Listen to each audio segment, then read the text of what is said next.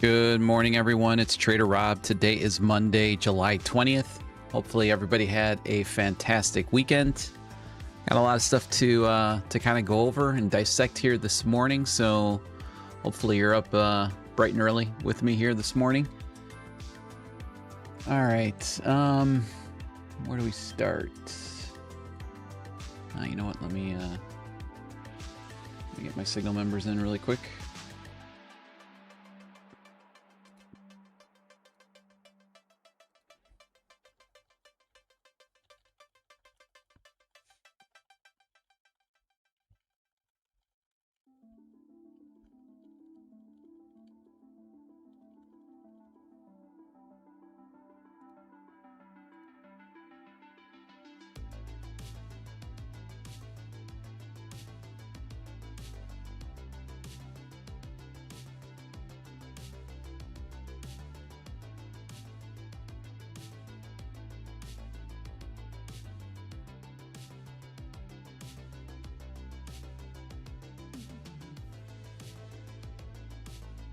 All right, signal members now are in. All right, so let's kind of dissect what we have had already here this morning. So there was an area, we had a developing weekly band sitting up here between the 29,042 and the 28,979. And I had a very detailed area that I was looking to take a short from at the 29,023 to the 29,014. I actually had a signal in here as well at the 29,017, which was sitting right around here. Now, this was obviously super unfortunate for the signal because we ran my stop by about 2 points. Was looking for a footprint confirmation on the 30 or 60. Did not get one. So if I go here to the 30, see if we can kind of go back here where this was at, right around here.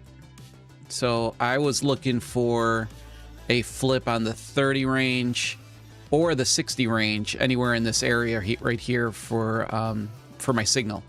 And the beauty of this one was that this was already in a weekly band in a very, very detailed area. So I knew I could take a sniper entry here with about maybe 7 to 8 points of stop. I think the signal had maybe 8 points of stop on here. We obviously tagged my stop. We ran it by about 2 points. So I was off on my stop loss. It was a little too tight, but once I saw this right here, I obviously knew that the area that I had dissected was an area of super high volume, okay? And I ended up taking a short right here with 3 contracts for the movement to the downside. Now, my target was the pre-session Globex value area high, which was sitting right here around the 28,945. That's where my target was at. So on this trade, originally I was risking about 100 points. I'm sorry, about $100. And my TP was sitting at around $400 over here. So this was almost a 1 to 4 risk to reward for me on this trade. This occurred at about 6:13. I typically I go up for my shower and everything at 6:30. I'm on the charts at about 4:45 in the morning to 5 a.m. in the morning. So about 3.5 hours before the market opens. And I was obviously watching this, excuse me. I was watching this very closely. So once I got into the short, we had a little bit of a pullback here. And then I started to see, I think it was on this candle right here, where we overtook some of these sellers that were not overtook them, but we had some trapped sellers here. So I knew that if we can get another kind of continuation to the downside, I felt like I would have been in a really good position. I ended up going to break even right here. And unfortunately, news hit. So we had a big amount of news hit the wire Mediators propose Iran and U.S. return to pre-July 9th positions. Senior Iranian source: mediators have proposed a 10-day cessation of strikes to find ways to revive the Iran-U.S. interim deal. And that was the icing on the cake. We obviously got a huge reaction to that news to the upside. My break-even stop that was sitting right here did not get filled, so I had about, I don't know, maybe about 5 points of slippage on here. I would say, yeah, it was about 5 points from here to here. So that's why you see the negative $27.50. But you know, obviously, if this news doesn't hit, I think we come back down here and we hit our TP here. So a little unfortunate on a lot of different fronts here, but it's a part of trading, and you can't control the headlines, you can't control the news. You know, those are going to be some of the variables that you really can't control in this game of trading that we play here every single morning. But the trade setup I thought was perfect. You know, obviously my stop loss was about 2 points short. The signal service has done really, really well this month. Last month, you know, I've been seeing the market extremely well, and you know, but I think the most important thing is that if you see this scenario right here, it's a really good indication that we're going to go back down to the downside. Okay, and this would have been a very, very viable target value area high, and really felt really strongly that we would come back down here, and we still might. We might come back down here and revisit that value area high here in the pre-session.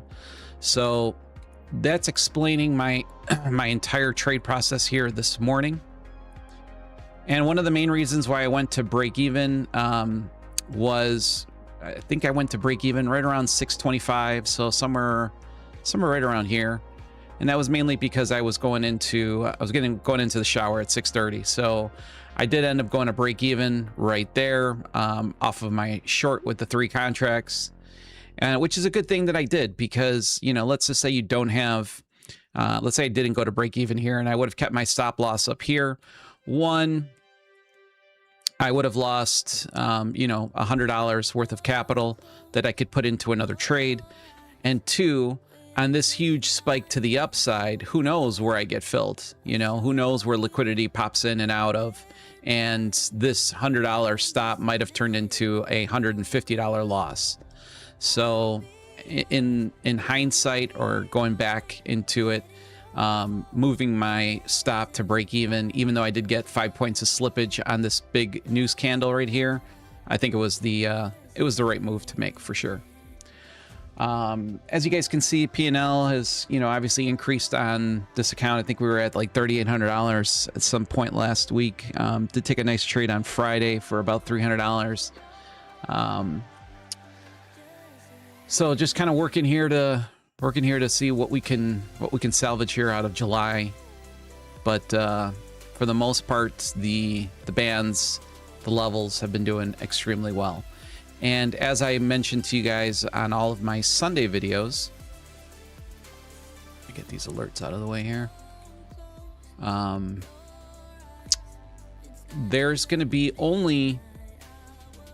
There's only going to be 3 different things that will get you through at least the weekly band. Okay, we're not talking about the daily bands right now. We're talking about the weekly bands that I give you guys on Sunday, yesterday.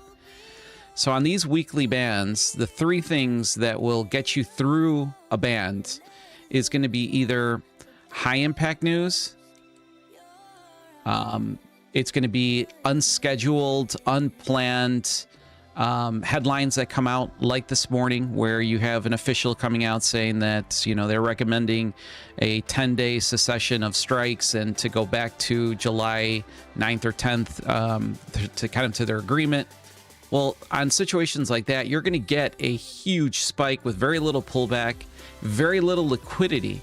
So when you have very little liquidity, the unbalanced volume that's sitting on here does not hold the same weight. And third and final way of getting through this band is going to be multiple retaps into the same band will eventually break. Your first, and this is just a common principle in trading, your first attempt into a band is going to be your strongest. Okay. Now, in some areas where I'd be willing to take a secondary trade on a band is pretty simple. So if I've got, let's just say, a pretty detailed area that I want to take a trade from, let's say that this guy is, just for example's sake, is sitting down here. Okay, I already know that this entire band right here has a ton of unbalanced volume. So I could, you know, and we see that price action sometimes will tap it right to the beginning of the band and go. It'll go without you, without getting into this little sniper entry that you want, that you can get your 1 to 10, 1 to 6 risk to reward with very, very little problems. So that's the scenario where I might, you know, let's just say I go in here, I might get stopped out, I might go to break even, I might take TP. But if price action comes back down and taps into this band that I would like to see, that's where I will take the second opportunity. But in a scenario where, if I just move this around here a little bit, let's say my band's sitting up here and we get price action that comes, gives you a tap and go. I am not looking to take this trade again for the same retracement back to the upside. It's just not something that I'm looking for.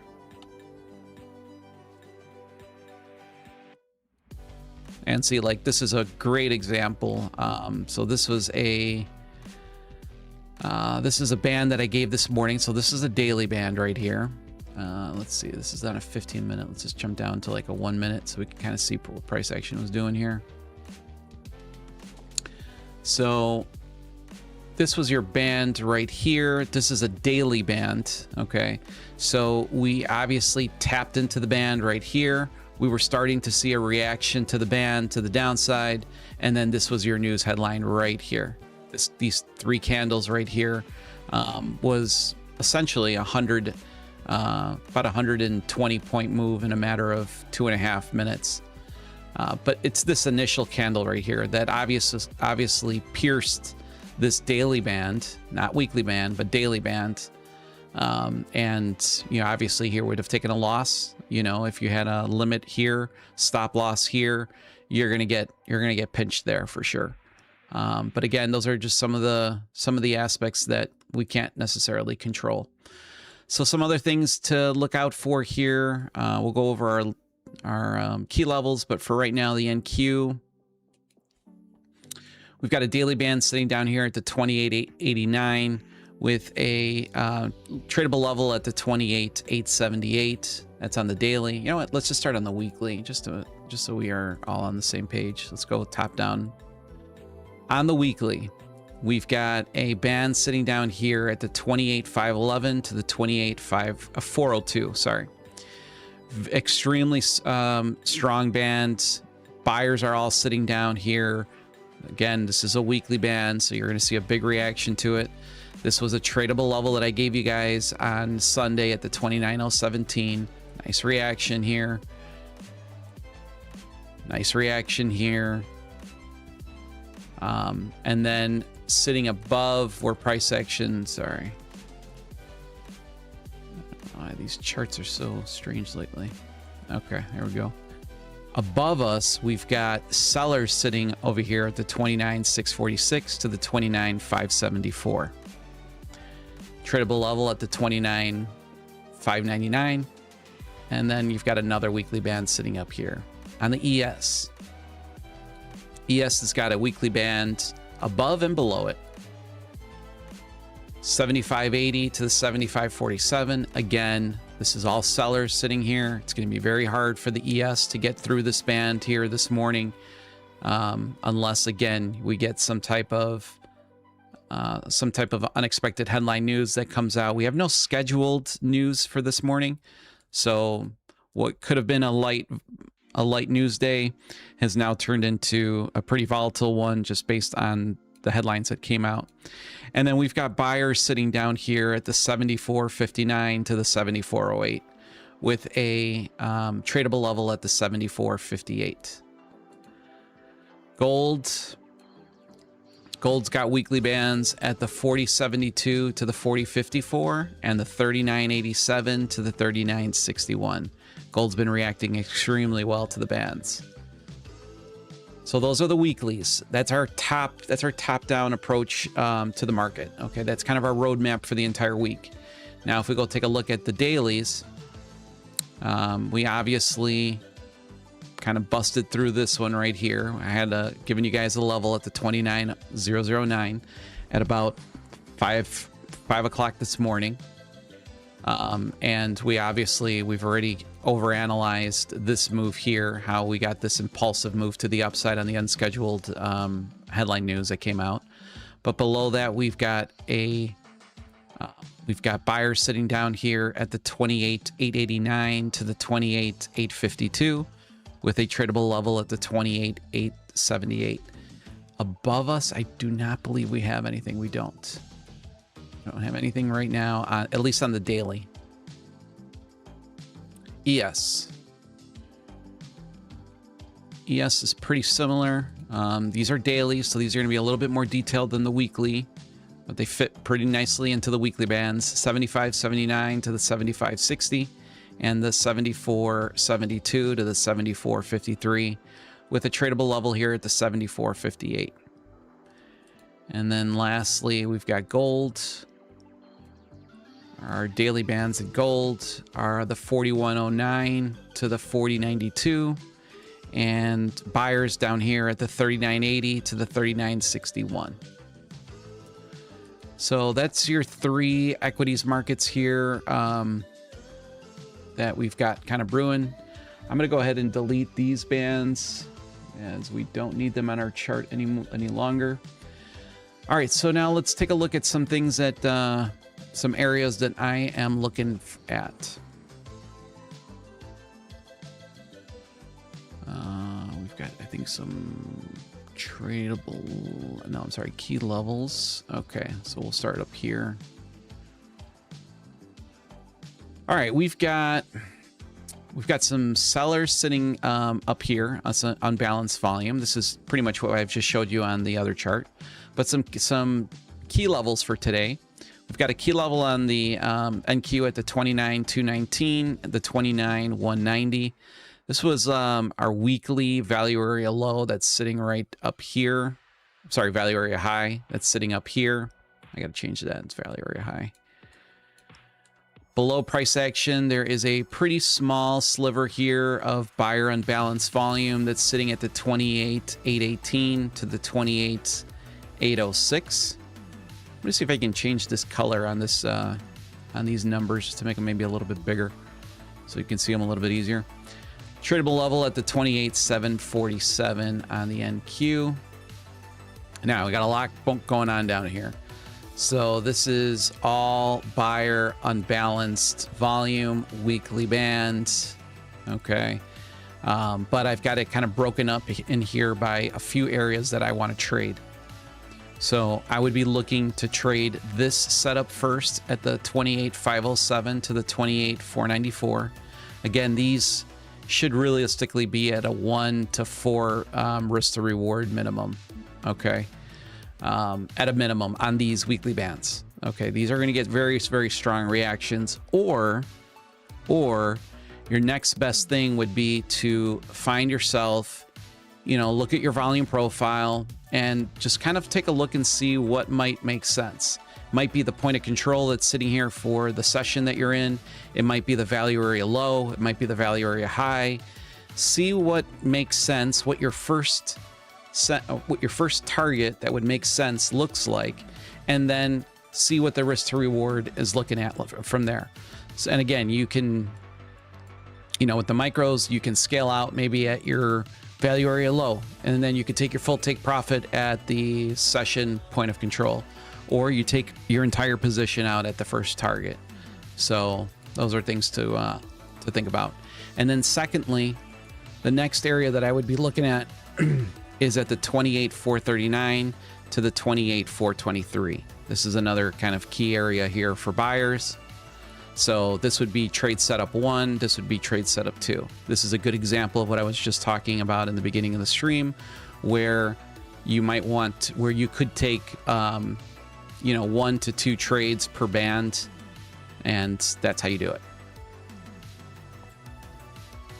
And then as far as the ES is concerned,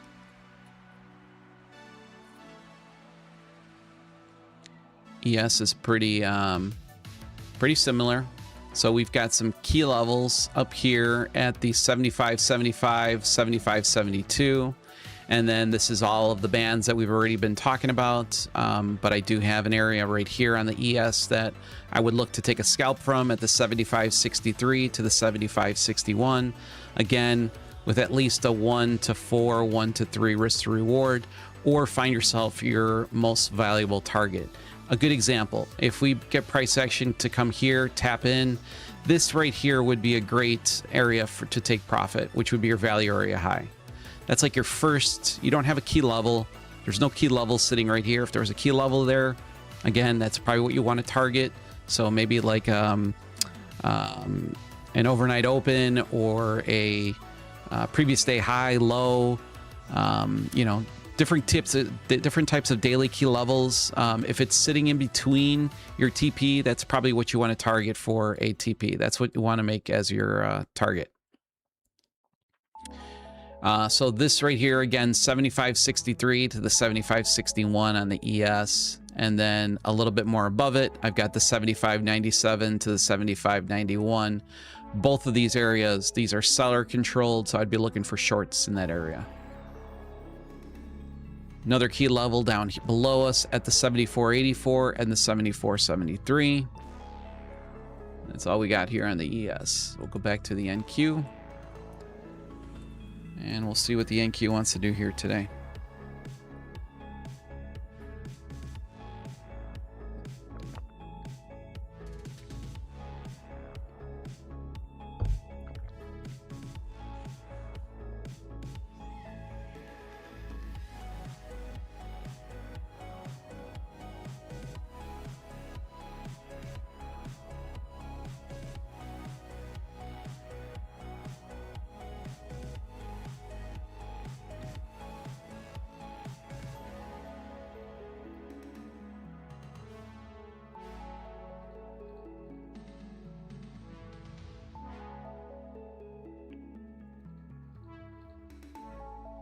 Miss K911, good morning. Paul, good morning. Shaggy, good morning. Jaehung, good morning.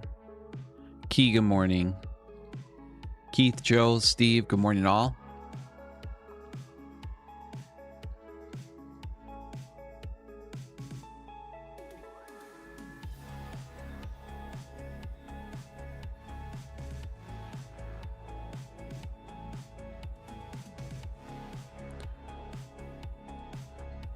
Again, we had a pretty impulsive move to the downside, kind of retracing that entire that entire headline news that came out.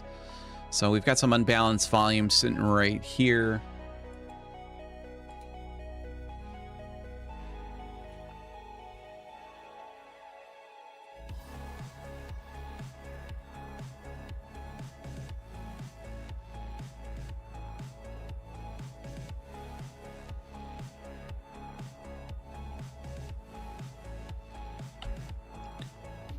And this is really your base of your unbalanced volume, the 29.085 to the 29.070.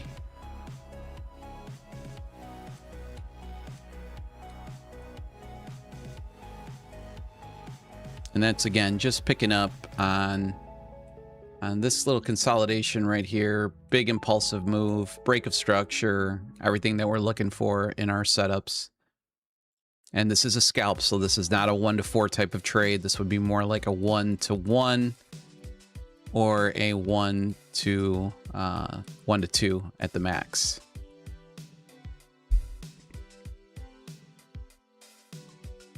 Offrey, good morning.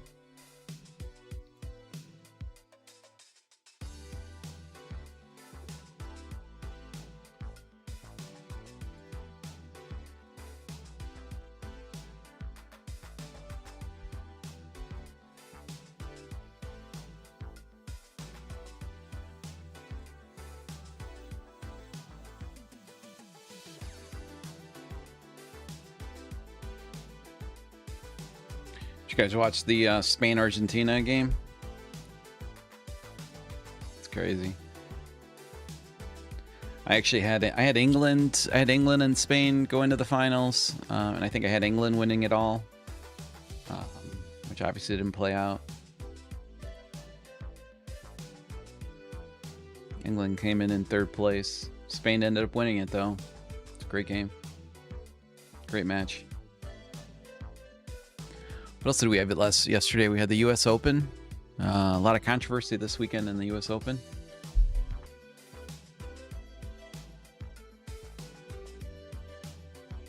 I watched a lot of replays on that two-stroke penalty that they gave Bryson over the weekend. I think it was on Saturday. Was it Saturday or Friday? It was Friday, maybe. I mean, I don't know. It didn't seem to me like it was worthy of a two-shot penalty. I mean, that's a total mindfuck once you're... I think he was maybe in the lead at that point, or maybe one off the lead to lose 2 strokes to the field. It's not easy to overcome on a U.S. Open.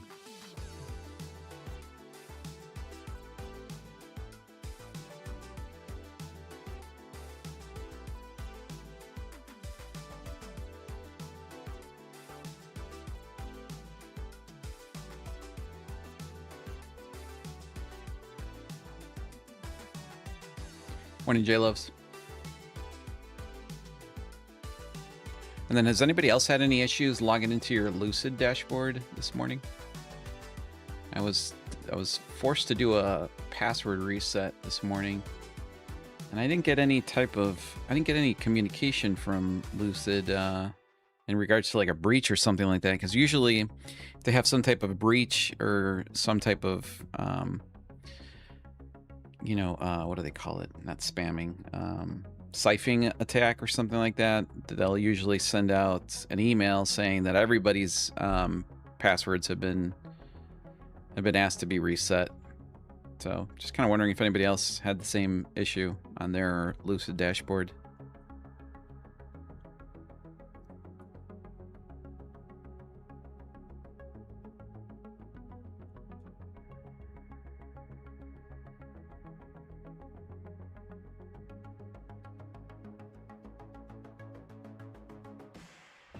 Morning, Adam. Trader 007, good morning.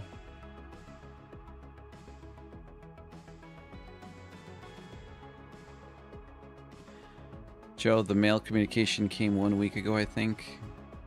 I mean, I was logging in. Oh, maybe. So maybe they, let's see. So maybe they gave you a time to...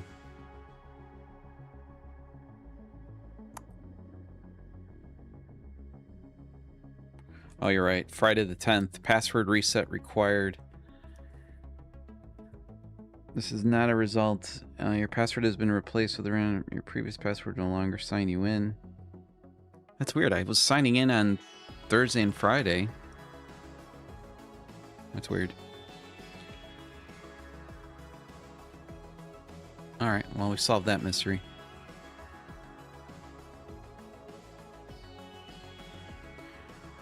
All right, ATR currently on the NQ sitting at, on the 1 minute at 12, and on the 5 minutes we're at about 31 on the ATR.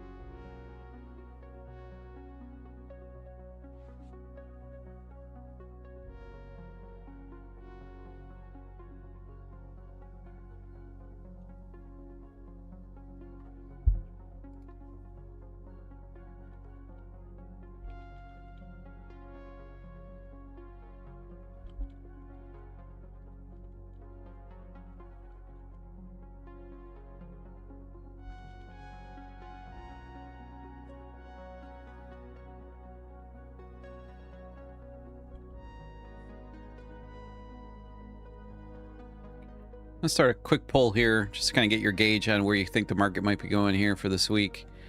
So the poll states, based on Sunday's open,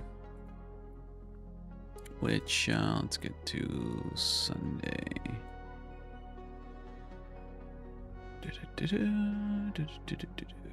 Where's Sunday's open at? Sunday. We're usually not on the 1 minute on this chart. But Sunday, right here. So Sunday's open was at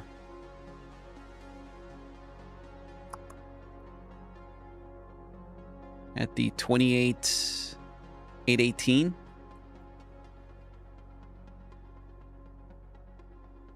Or it might have gapped down actually, so it might have opened right here at the 78,764. I don't have my gap here. I'm not sure why that's not showing me the gap here, but do you guys think that by Friday at market close will be higher or lower than this opening price? Let me go to the 15-minute. I don't know why I'm on the 1 minute here.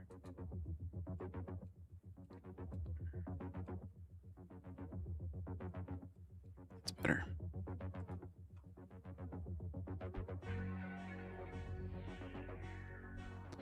I also have some Lucid accounts to give away this week, so see what days here make sense. I got no stream on Wednesday. Got a pretty big client coming into town, so I will not be on the stream Wednesday morning.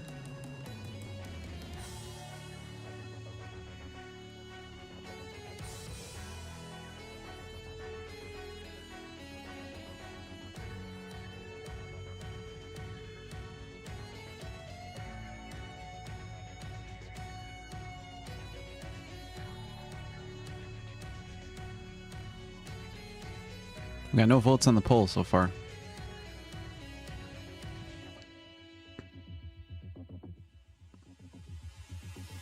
What do you guys think? Higher or lower than yesterday's open for the end of the week?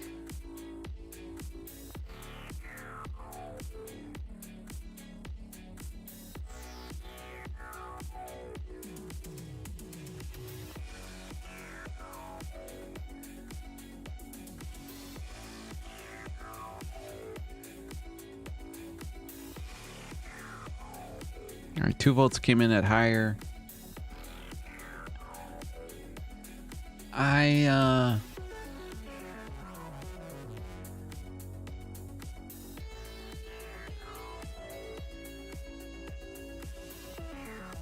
mean, that piece of news this morning is kind of making me want to think higher, but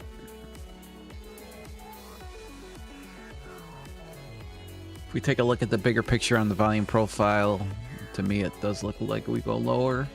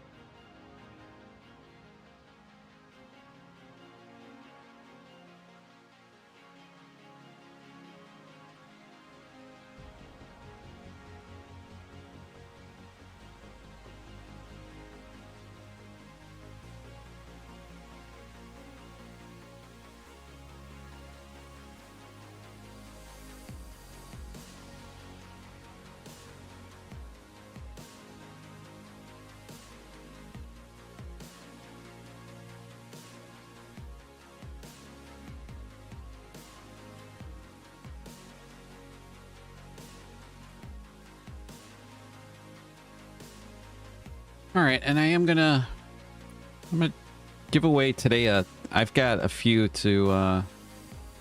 So I'm gonna give away a 25K Lucid Flex eval this morning. We'll do the giveaway at 9:30. I'll pop up the code here on the top of the screen here in a few seconds. Let's see if I can get this.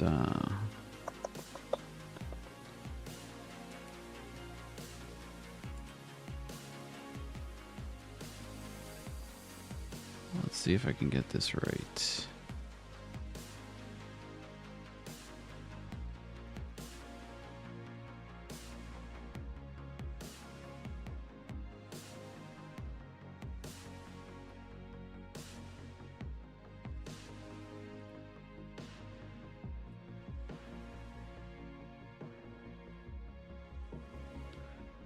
I think you guys should be able to see that.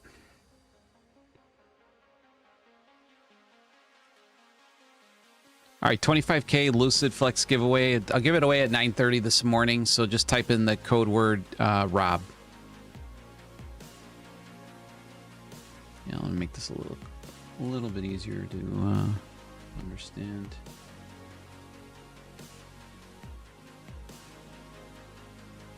Let's move this guy a little bit, and then let's make this transparent.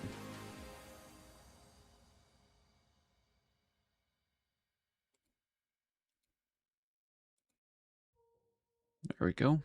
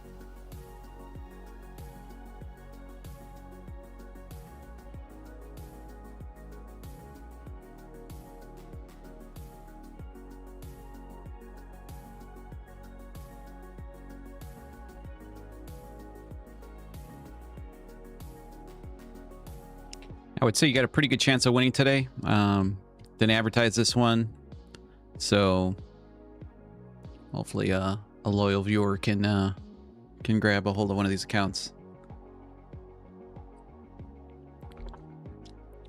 Then I'll give away a 50K Flex account on, I think I'll do one on Thursday. We'll do Cash Profit Friday on Friday. Small win on Friday. Nothing huge, but free money is free money.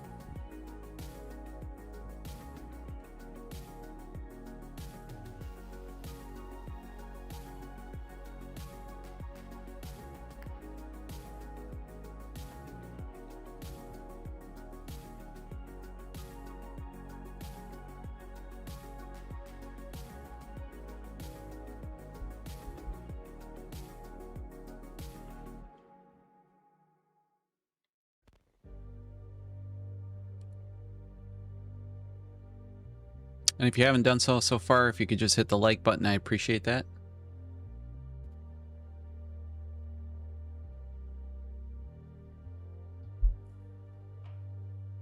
All right, so I see Steve, Rugby, Ash, Bob's in it, City Cruise is in it,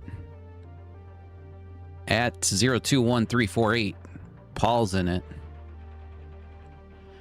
I think we're missing Adam, Key, Jahan, who won the Cash Profit Friday. I think he took home 25 bucks on Friday. Shaggy, you're missing in action, and Miss K911.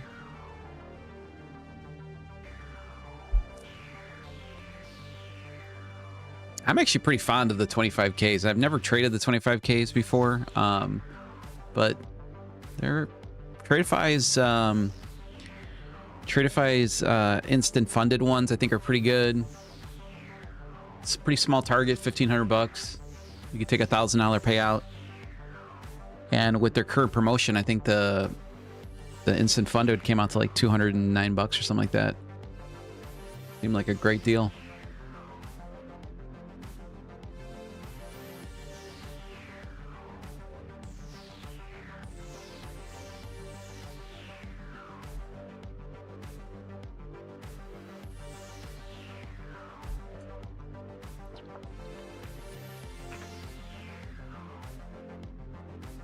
Now, granted, the only negative part of those accounts is the consistency.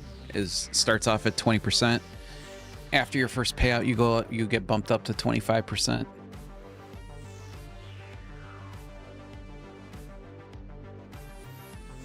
But think of it this way: how many times have you been up 1,500 bucks on a funded account?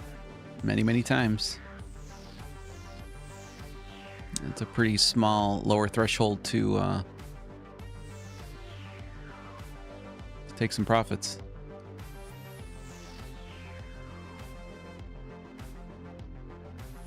Obviously, the bread and butter is the 50K. I think is throughout most of the props, seems to be the best bang for your buck.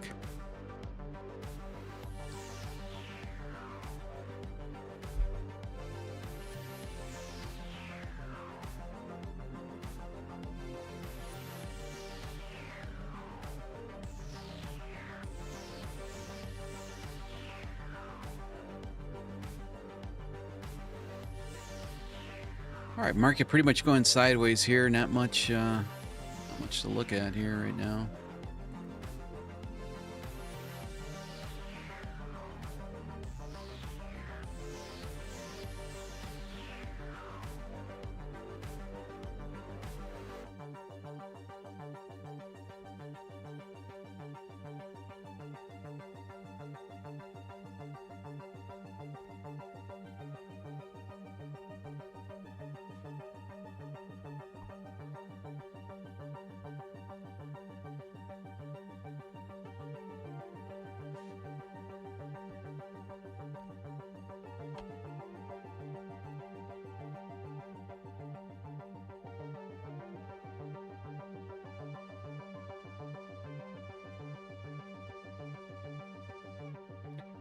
So what were your guys' thoughts on that Bryson U.S. Open 2-shot penalty from, I think it was on Friday, where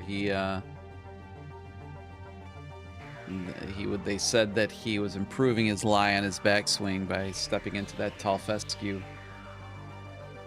I mean, I'm not playing in professional tournaments, but if the rule officials saw what I do, I don't think it would be a 2-shot penalty we'd be talking about. I think I would be disqualified from golf. But I mean, he makes a good point. I mean, you still have to see where you have to walk on that grass to be able to take a shot. So, and you kind of have to position yourself to be able to see where you're hitting the ball to. So, to me, it seemed really silly. And he's coming in on such a steep angle on that shot that where he was stepping in the back, where I think that they were most concerned about, that didn't even come into play on his swing.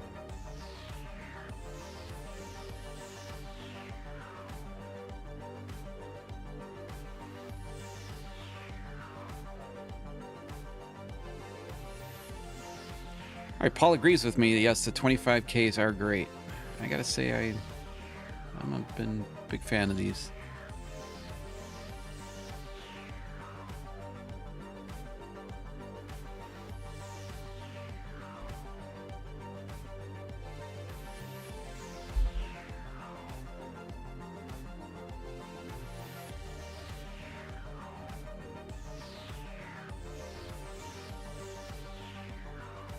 All right, so the drawing for the 25K will be at 9:30 a.m. Central Time. So an hour, pretty much when the initial balance is set for the hour of the first hour of the market.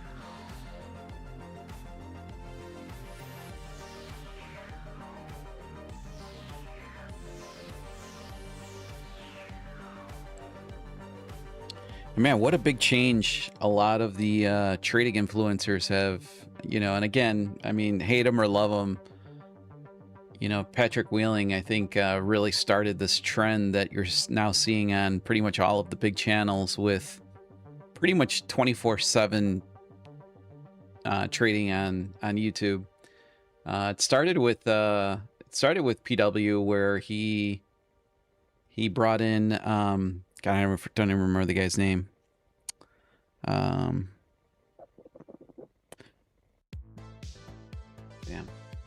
I want to get his name wrong here.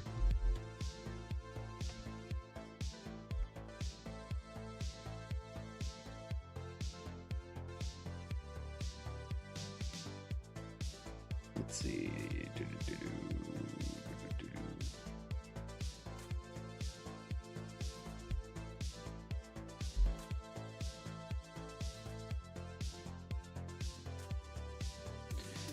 D-Money. So he brought in D-Money that trades like in the afternoon. And then he's got Denny Dallas trading like the Asia session. So, and he was the first guy, I think, to do it. And now everybody's followed suit. All of the channels now are adding, you know, I'm assuming like mentors, or I should say students, or people that have, you know, I don't know how they're finding out who to put on there to trade, but it's definitely a trend that's catching on.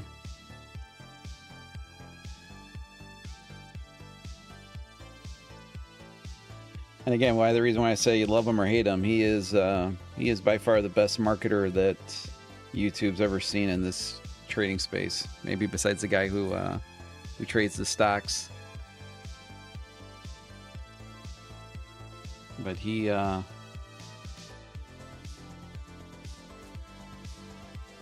it right.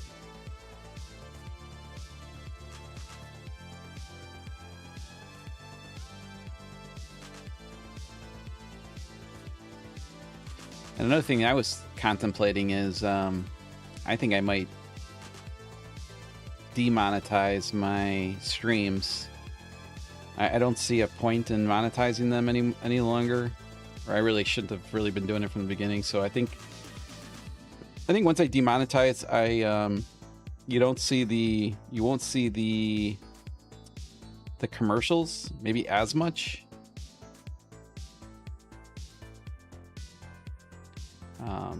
But there's really no point. I mean, as far as revenue is concerned, it comes out to about like $1 to $1.50 a day for the streams. So I mean, it's not really,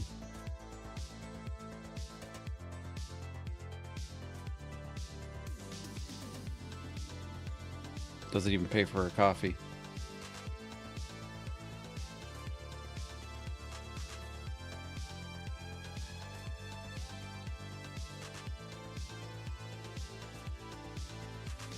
Day trading live interns, so they got interns coming in. And then I saw trades by Matt, or Matt by trade, yeah, trades by Matt. He also jumped on that. Who else has done it?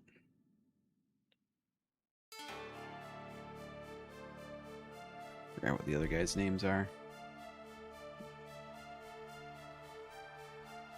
Let's see if Rips has done it. The same thing. I'm sure he'll follow suit because he's these guys all seem to kind of follow each other. Still seems to be him, himself, and I. But I wouldn't be surprised. At first, it started off like trading Asia session. And then it was bringing somebody else on, another personality. And now they're trying to really do like almost a 24/5 stream, you know. Which to me is nuts. I mean, I don't know how.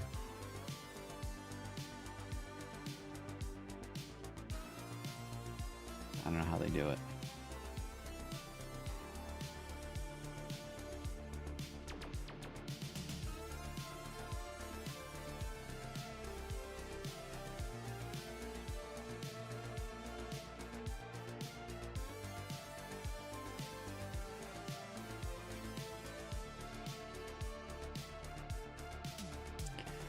So one of the comments, D-Money is a real good momentum trader. I be honest with you, don't think I've ever watched him trade.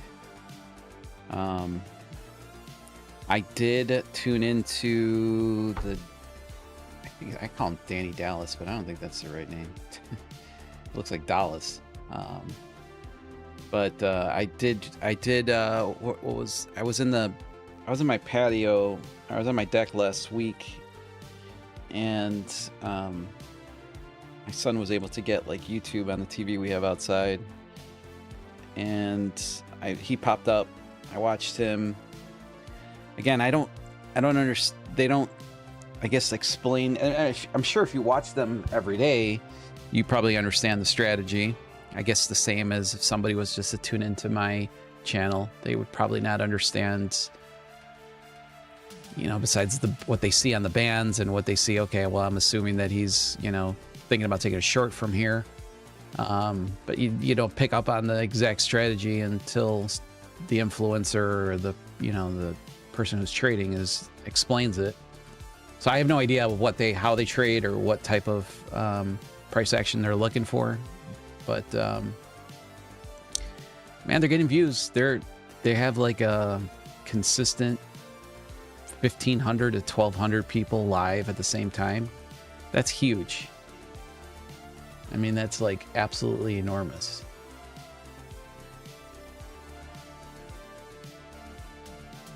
So they're doing something right.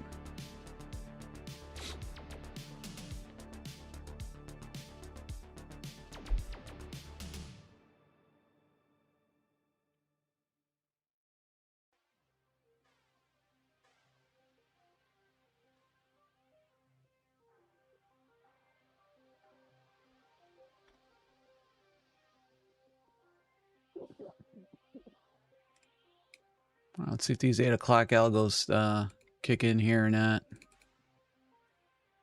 Let's see what they got brewing.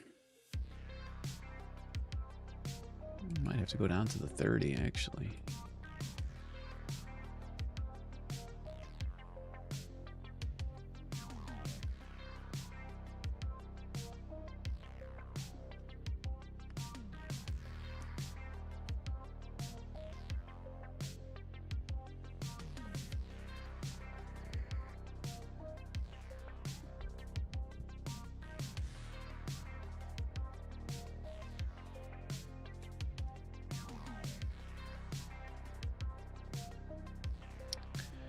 I guess one other thing, if I had to nitpick a lot of different channels, the one thing that bothers me is there's always going to be a level of transparency that's probably not seen by the viewers, but like nobody has a clue of where they really stand on accounts besides, you know, maybe a video that they do on an awesome payout, or what they've actually, you know, what they spent on that. Are they trading with real money? Are they trading with just prop firms? Are they trading a combination? What's their balances at? I don't know.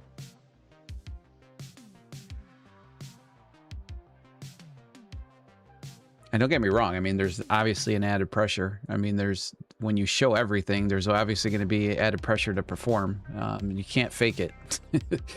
You can't fake anything.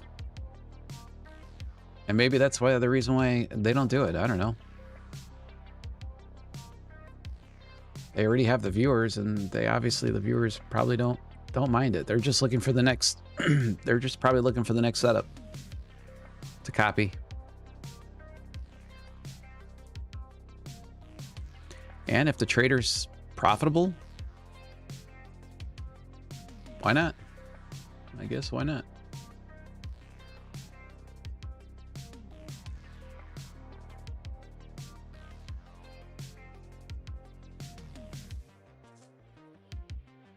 Morning, Tiger.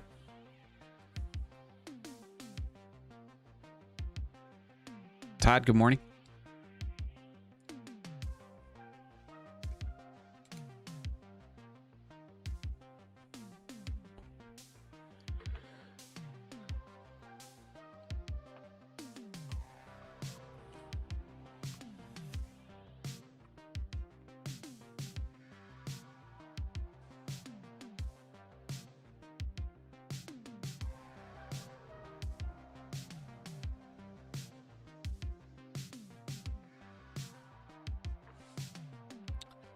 And I'll be honest with you, even on this little seller unbalanced volume here at the 29,085, wouldn't even mind, you know, if we do get an impulsive move, I would not even mind maybe a little sweep of this level sitting right here. Especially if you can see especially if you could see a volume bubble pop up, that would be primo.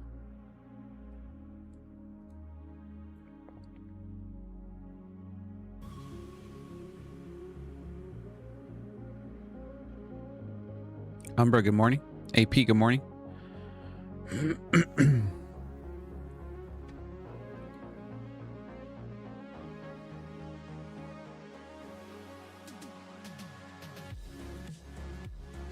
Nice trade there, Bob.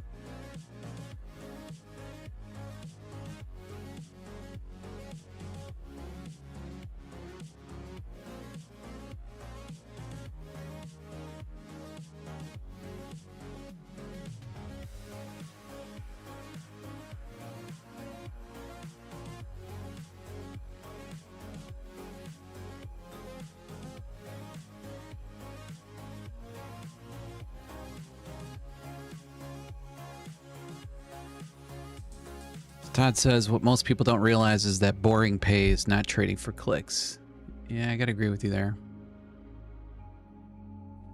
The only issue is that trading for clicks, I think in the for most of these channels is definitely the profit machine. I think trading is a distant second or third. But again, kudos to them. I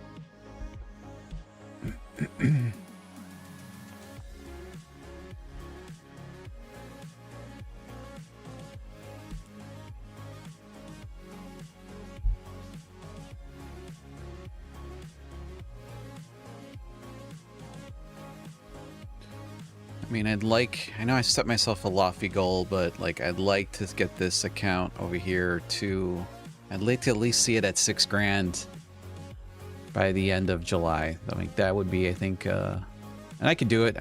We just need one or two good trades, you know, just to find some, not this necessarily, but like a scenario like, where is it? Like right here, you know, if we could just get one of these. Missed one last week that was picture perfect. Driving to an appointment, literally walked it through with my Signal members, told them the exact plan, told them a 1 to 8 risk to reward. I think it ended up being a 1 to 12, 1 to 10. So a trade like this would be great, you know, to build on, but little by little.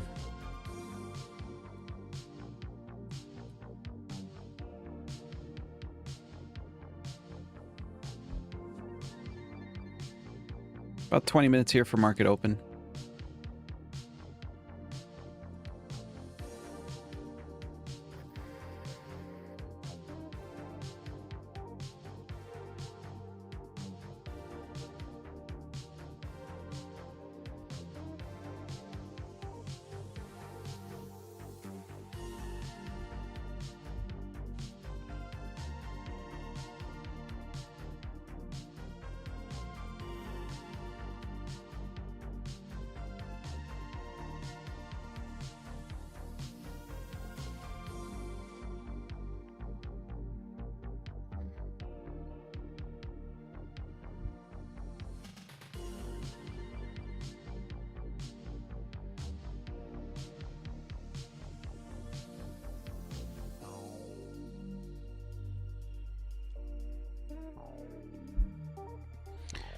And I don't know if you guys, if any of you that are watching right now, if any of you guys watch any of the like gambling channels, YouTube channels, like the slot machine people.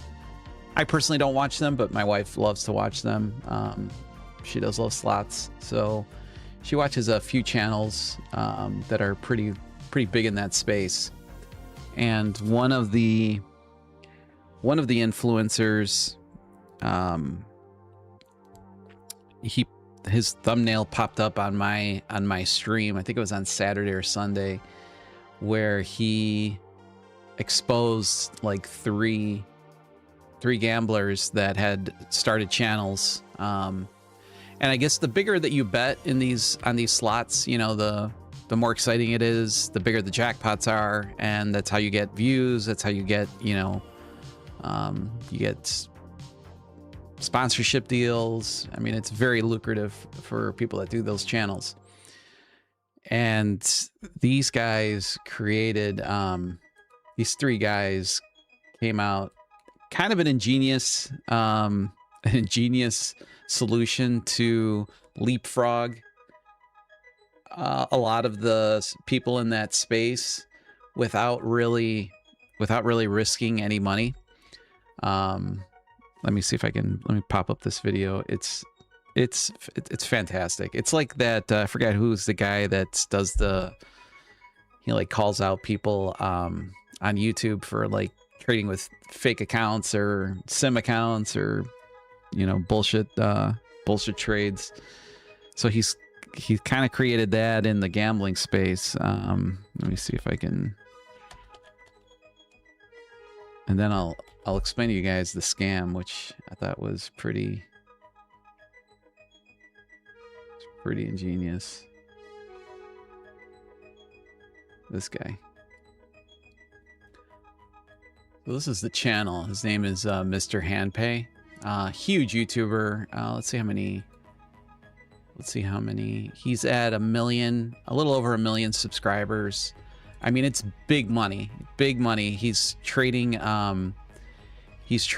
obviously real money. You see his, you know, the attendants coming out and, you know, paying him. But he did this video right here. He did this video on Saturday or Sunday on the deception, lies, and the fake. So what he ended up doing was, or what these two people did on these channels, was they would go into the casino. Let's say they were in like Hard Rock in Florida, which I've been to. And so they'll film themselves playing slots like on a Dragon Link game, or on a game that's popular.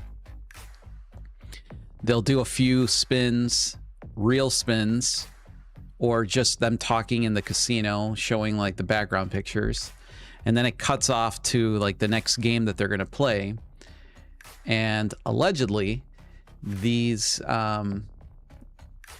scammers figured out a way to purchase a few slot machines that they ended up putting in their basement and we're playing them on demo mode, or a diagnostic mode, so it wasn't really giving you out real money. And I guess they got caught, because what they ended up doing was, when they would be playing the fake machines, they would have this like logo, this watermark logo at the bottom of the screen, covering up where it says demo mode, and you could clearly see where they would always do it. But then when they were playing a real one, that watermark would go away. And then I guess on one of their edits, they forgot to edit the demo out, and that's when the whole house of cards collapsed on them. And like, this guy filed charges with like the SEC, attorney generals, you know, for deceptive practices. But I mean, it was pretty smart, because that way, you know, you could see them. And the way that you can also, that he did a really good job of exposing them was, you know, in their earlier videos, you know, if they won like $100 or $150, they were like through the moon. They would show them, you know, getting the cash. They ended up winning a big jackpot, a real one, at Ellis Island in Las Vegas for like 13,000 or 11,000. You see them like, you know, the entire casino's going crazy. But then when they switch to these slot machines that are allegedly in their basement, they were getting like jackpots of like 150 grand, 800 grand, and really with barely any emotion. No emotion, no chatter in the background. None of the people in the casino were like clapping for them, because obviously they were in the basement. They didn't have that they don't have that capability. So I mean, just a complete and utter fraud. Just unbelievable. It's crazy what people go to the extent to, I guess, one, to become famous, or number two, to make some money.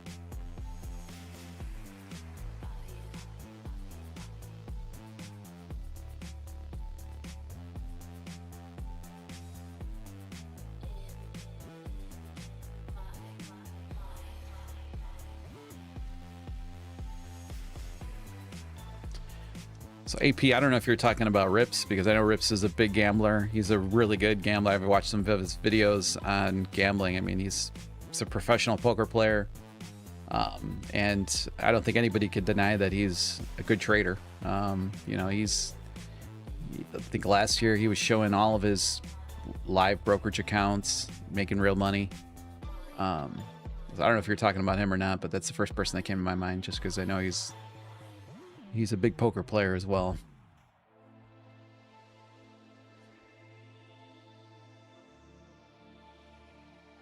Oh, I didn't know JJ was in gambling first.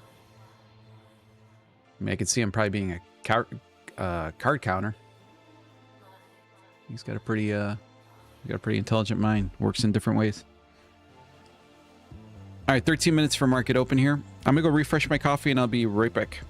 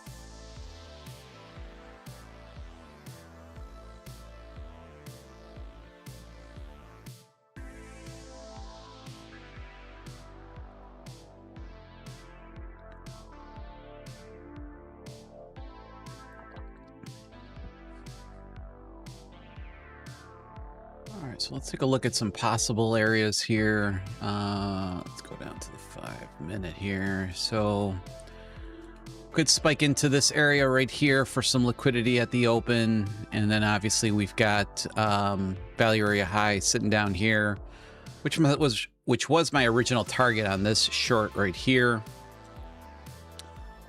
So we could most likely tap into this value area high here, or they might just go right for this volume right here.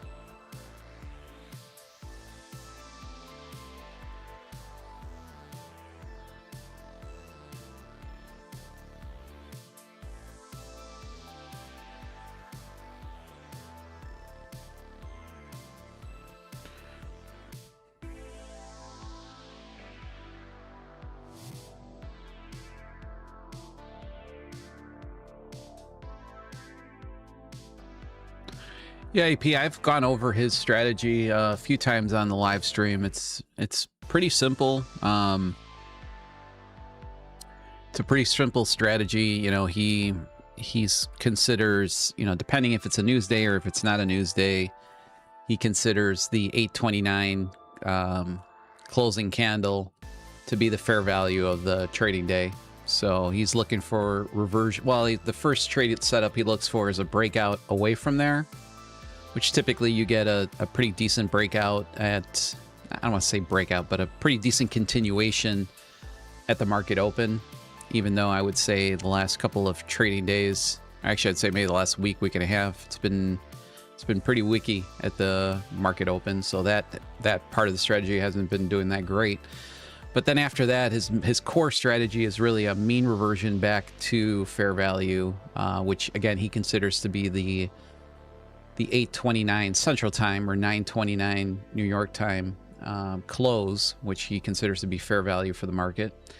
And then if there is a news day, let's say there's a 7:30 CPI report, then the fair value will become the 7:29 candle. And again, he's just looking for continuation as the first trade and then mean reversion back down to it.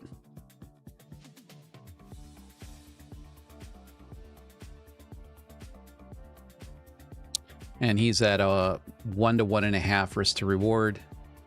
And the reason for that is that, you know, most accounts have a $3,000 payoff, $3,000 profit target with a $2,000 drawdown. So he says the best combination is a 1 to 1.5.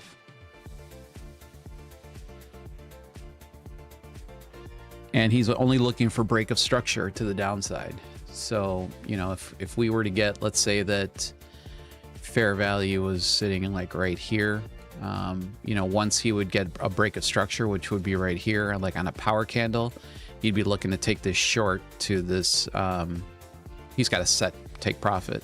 I think it's 38 points of TP and 25 points of stop loss.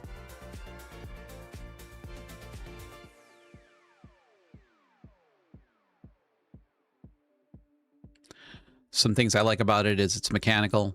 So majority of traders can't mess it up, but you still can, because, you know, there's a little bit of discretion there as to what he considers break of structure or a important pivot, you know. So there's always ways to even screw up a mechanical strategy. But I like that it's mechanical, and you know, the days that you get trending that are just going to be breakaways, you know, are obviously going to be less than 20% of your days. So majority of the days you are going to, you know, range to a certain amount. You might be ranging to the upside or ranging to the downside, but within that range, you're going to have pullbacks. And even though he's not a volume-based trader, if you think about it, there is volume that's being applied into this strategy, because he's almost using the 8:29 candle as a point of control. So he's looking for a mean reversion back to point of control where most business was conducted. Now, it's not exactly the point of control, because don't say that I'm getting a strategy wrong. I'm not saying that it is, but He's using it like what a volume trader would use point of control on his chart.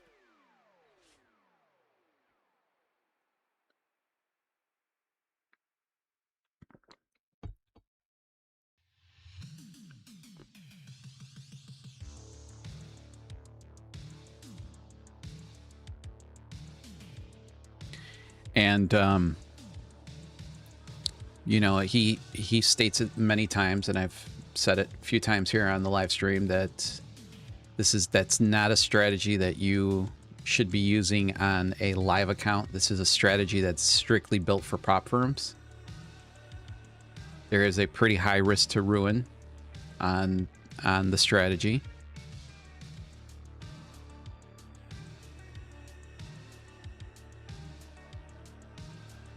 So he even says that he would never put it into a live environment with cash.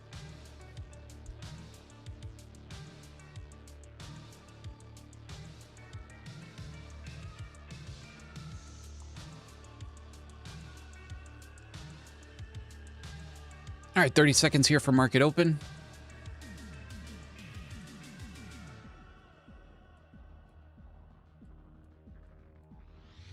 Like I said, I think we either tap into this unbalanced volume in here, or we retest this value area high for the pre-session, for the Globex session here.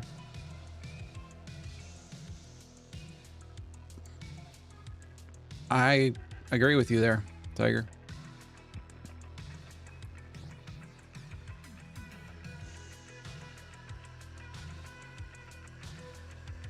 Let's see if we pop into that purple area here. Not looking to trade this price action right now. I'm going to let the market kind of simmer out here a little bit.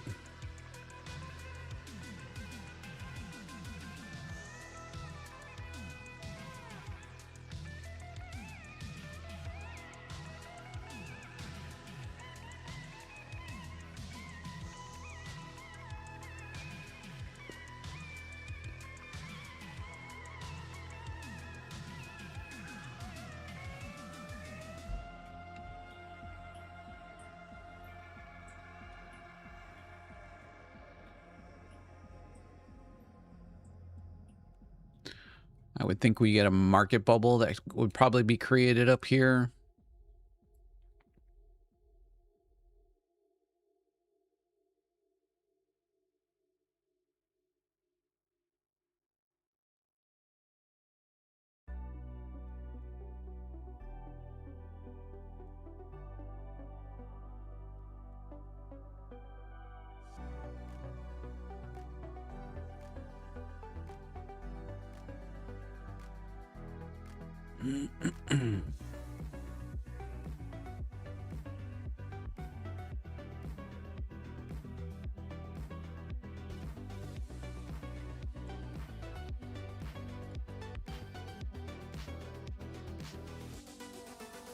Pretty nice reaction there.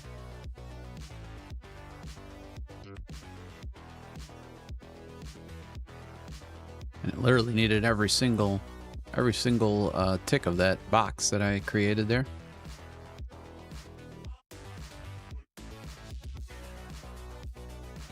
Now that we've balanced that out, let's see what...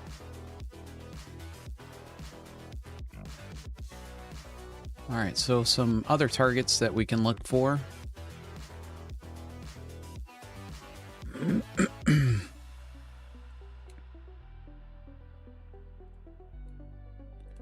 We've got this key level that we're going to be entering into, if we can get up here, at the 29,190, 29,219.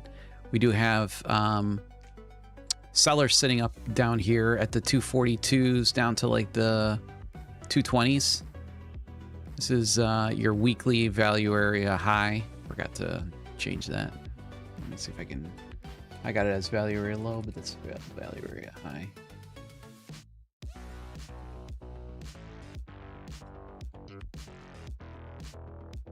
There we go.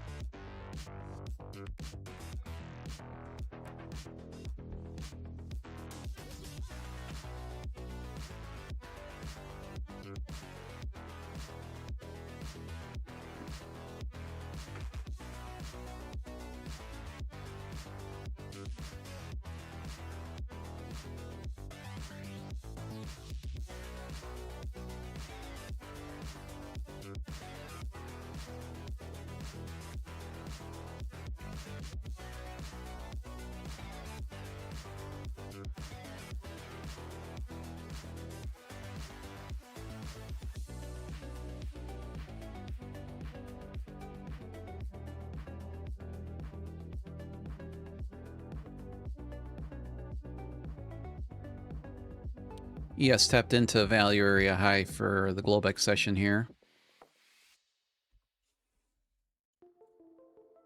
Again, we've got some interesting items up here for the ES, the 5563 to the 7561s. It's an area I'll be interested in.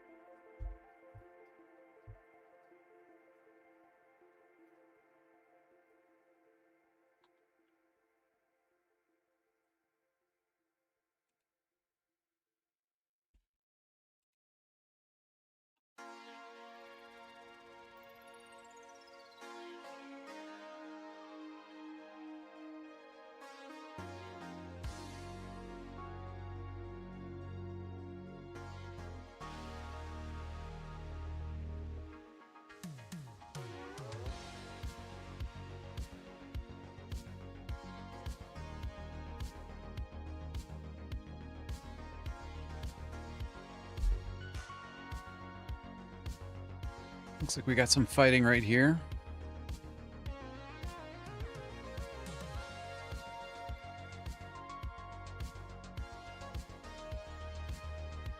So far, buyers look like they're in control here.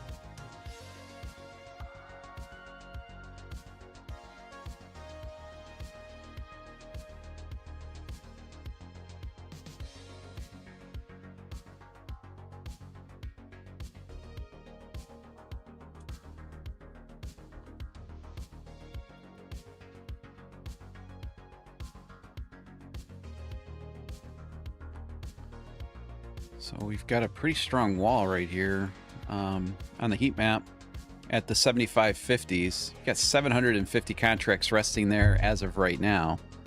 Well, we just took 66 of them.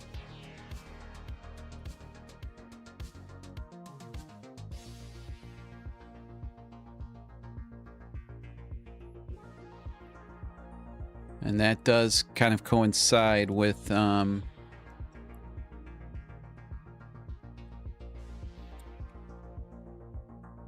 ES. Where are we at here? 75, 60. Yeah, this is where I think they're going to want to play. They're going to want to come up here into the like the 58s to the 63s. This area right here, I think, is going to be very, very interesting for the ES today.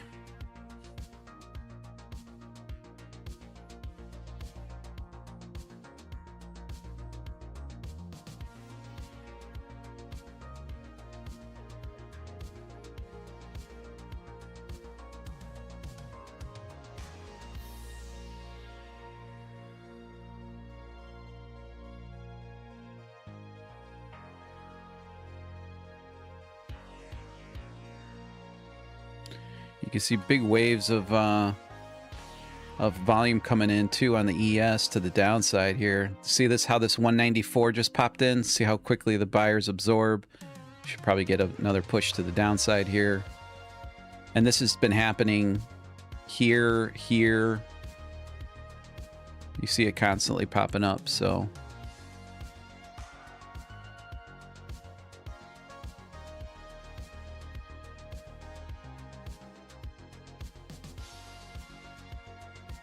So far, very happy with the heat map from DeepCharts.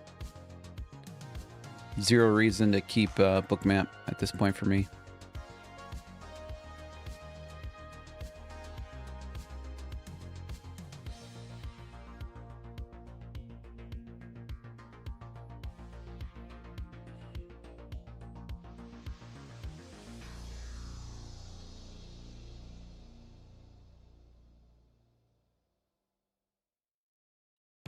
Morning, smooth operator.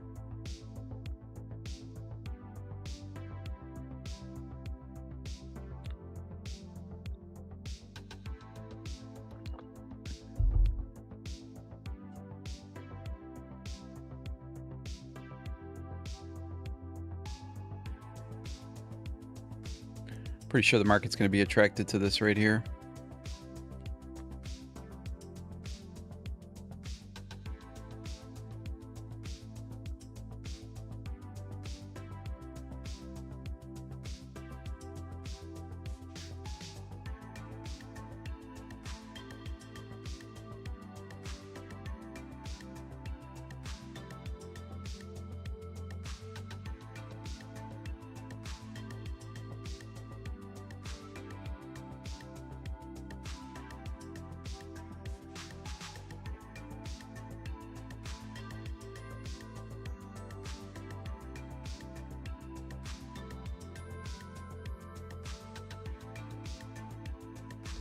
You can see a lot of volume being conducted up here on the ES.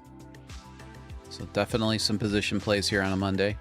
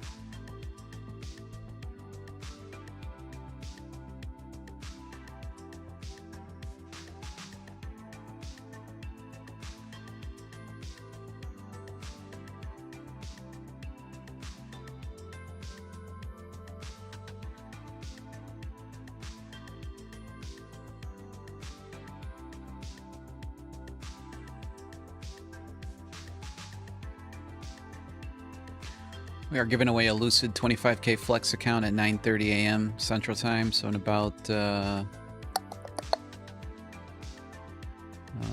what is that? About 45 minutes. So just type in the keyword Rob into the YouTube chat.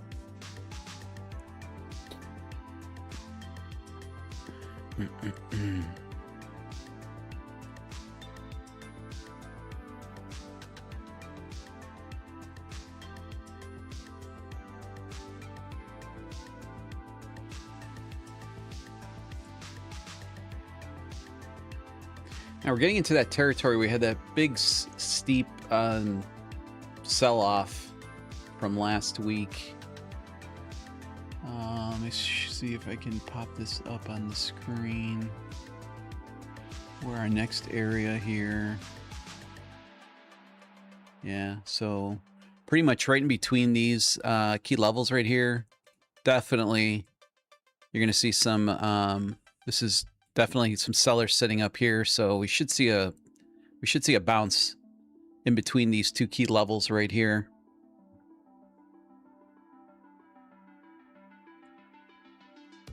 And then above that, we've got another area. Got a few actually. Let's see what's cooking over here.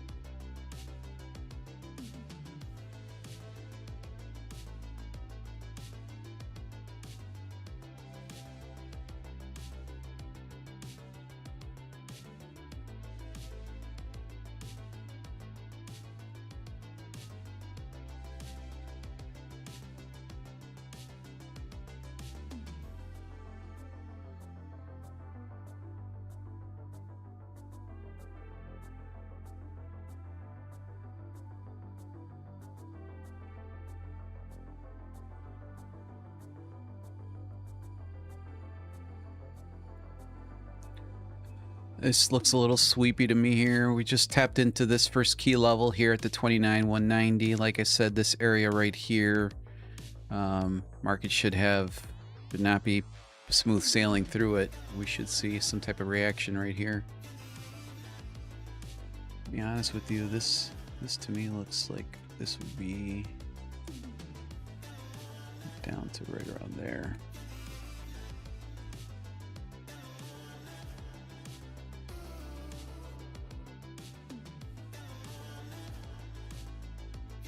See a lot of volume coming in right there.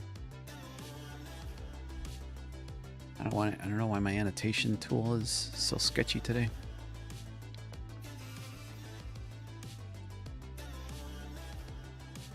Nice little flip there on Delta as well.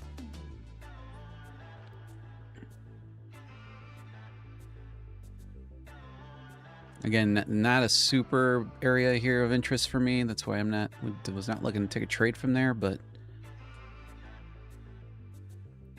looks like it was definitely scalpable.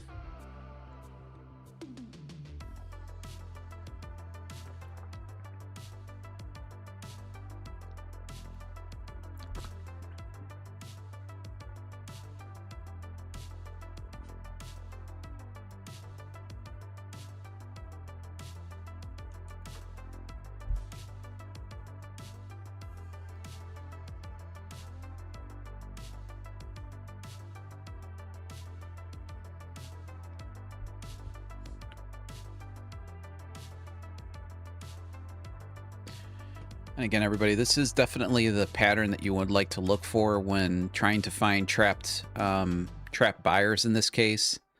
You can see if I blow this up here just a little bit, you had a good amount of buying pressure come in right here. You could see then sellers stepping in, sellers stepping in, sellers stepping back in for the nice little continuation move to the downside. Again, you can also see it on the footprint very easily. There's your flip right here, your flip candle off of a key level. Honestly, would have been a nice little trade right there. Right back to point of control, sitting right here. That would have been a decent little setup there. Again, I should have probably had the... I did say that there was definitely going to be an area in between these two key levels right here. But this down here necessarily was not a huge point of interest for me.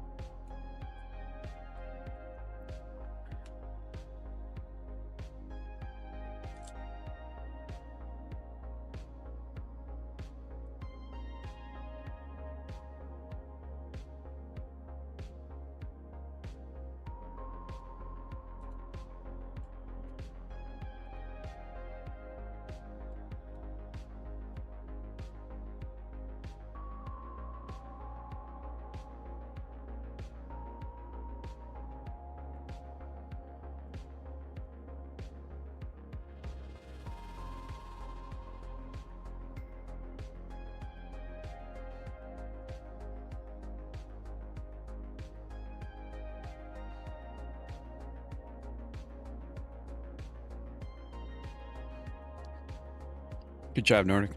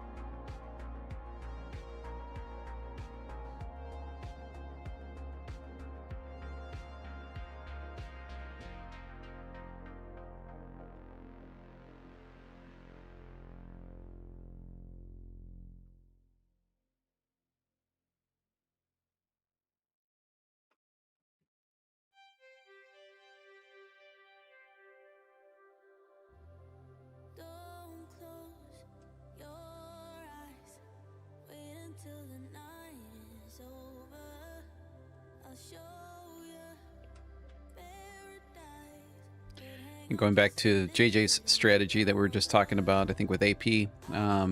So his fair value pricing would be right down here. He would have taken a short right here off of this candle right here. 25 point stop and 38 point TP. Just targeting right back into that area.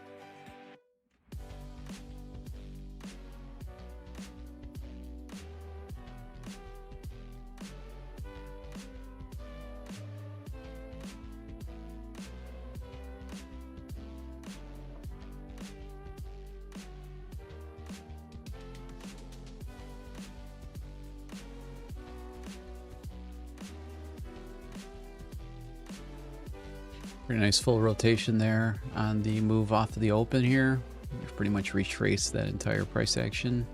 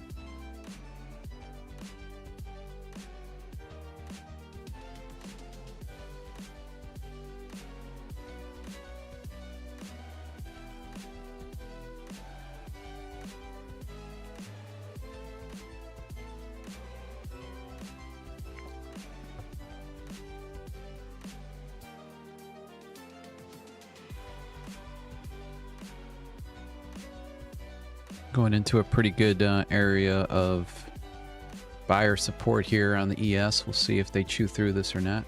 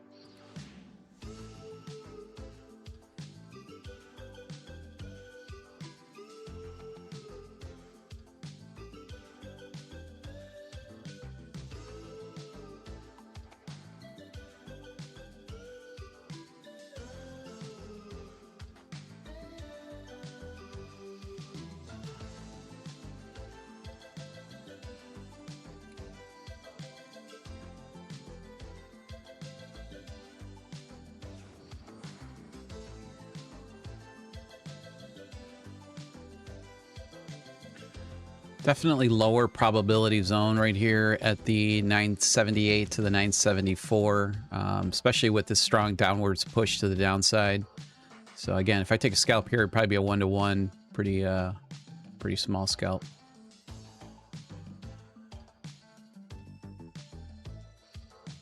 Of course, that was a nice little reaction right there, just above it.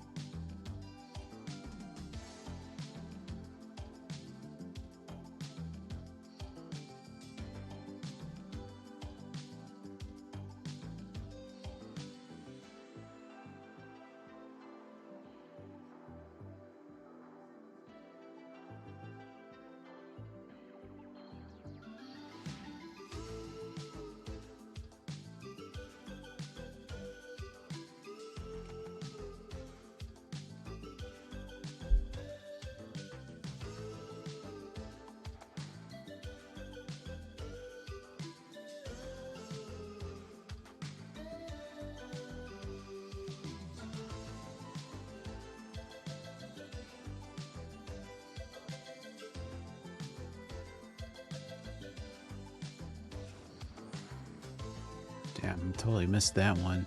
Son of a... Ooh. Dang it. Dang it, dang it. That was right in our spot right there for a scalp. Not quick enough on the trigger there.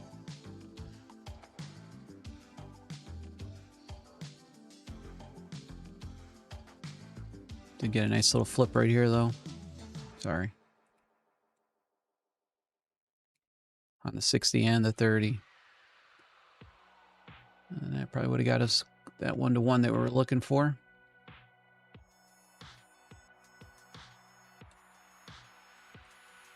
Yep.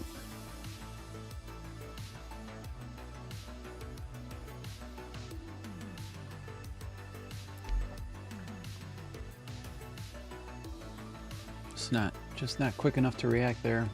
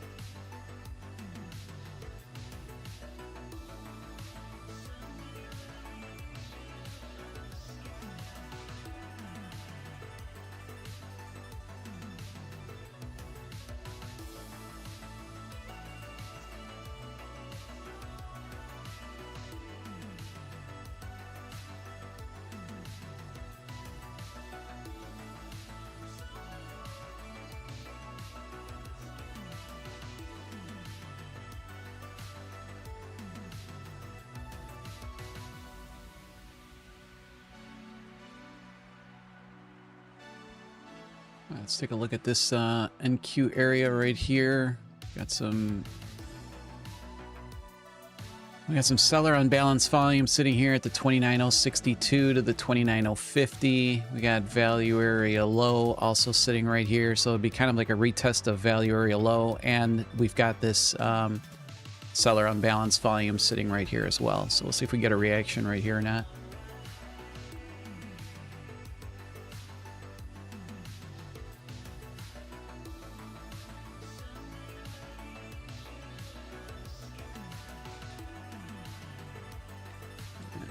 Let me put these targets in here really quickly too. Let's get back into this just to make sure I don't miss this guy.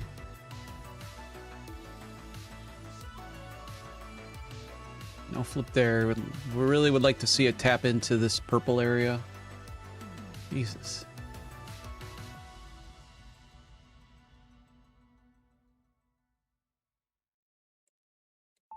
Might not give us this opportunity here.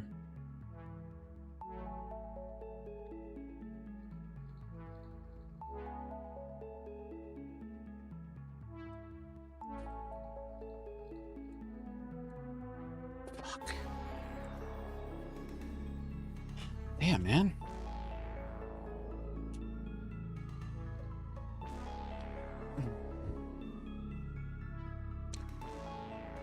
It's about 3 ticks short of that box right there for a decent trade.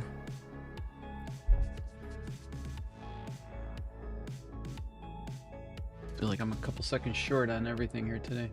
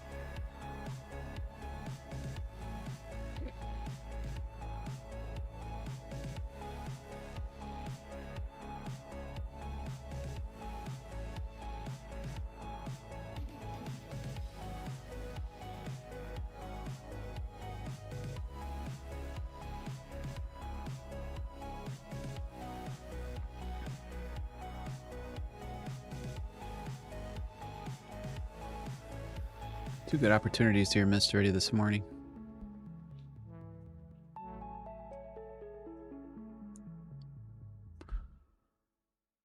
We had about a 4-point zone right here on this tap in that reacted really nicely. Did end up coming back and sweeping it though.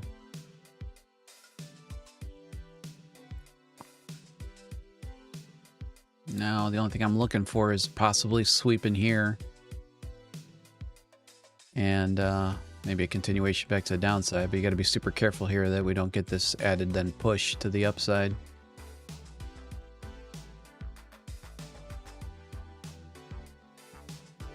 But leaning on shorts currently.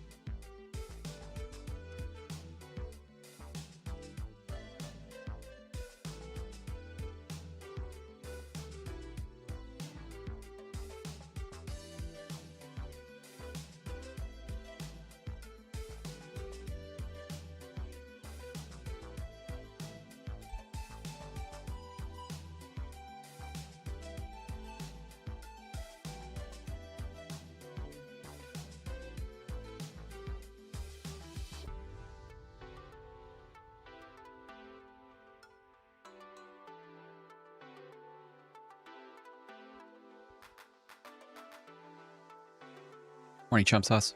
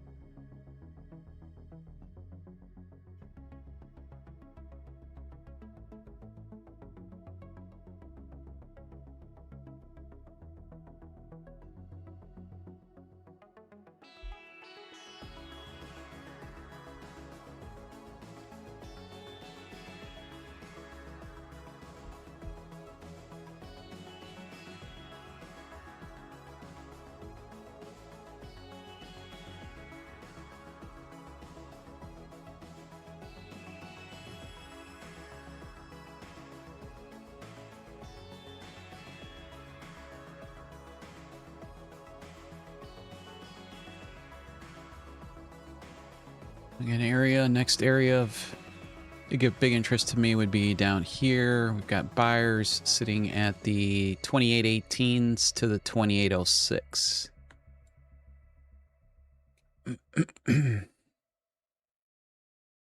Obviously, we've got some interest here at the point of control.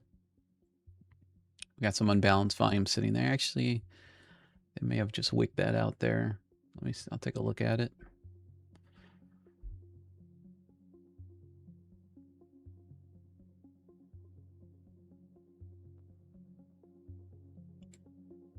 Definitely some missed opportunities here. This was a decent trade right here. This was a decent trade right here. We had a little spot that's marked off here with like about a 4-point box. Reacted really nicely off of, but probably most likely would have got stopped out of that one though. On this retracement back down. I don't know if that would have been enough for a 1-to-1.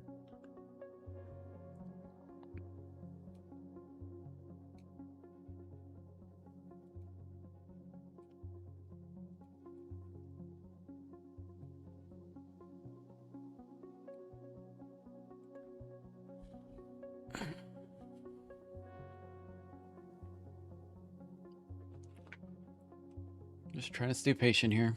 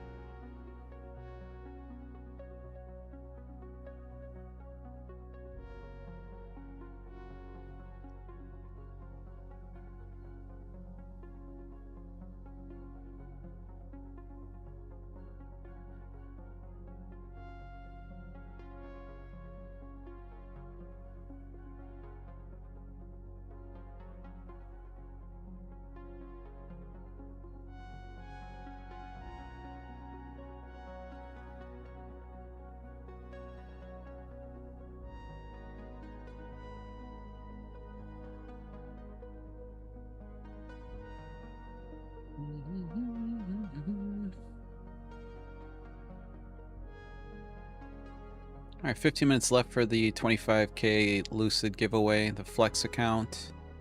Just type in the name, type in the keyword Rob into the chat. We'll give that away at 9:30, right at the initial balance. Speaking of that, let's make sure that this guy is ready to go.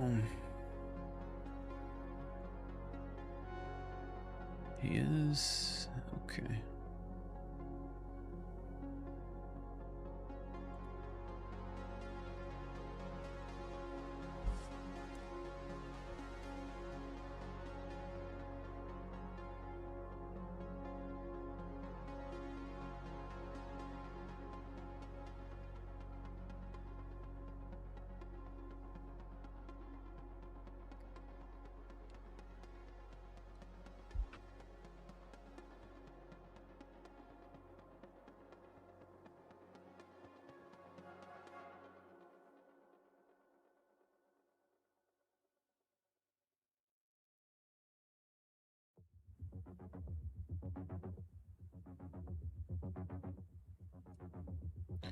I did say that there was some unbalanced volume here, right, sitting right at the point of control.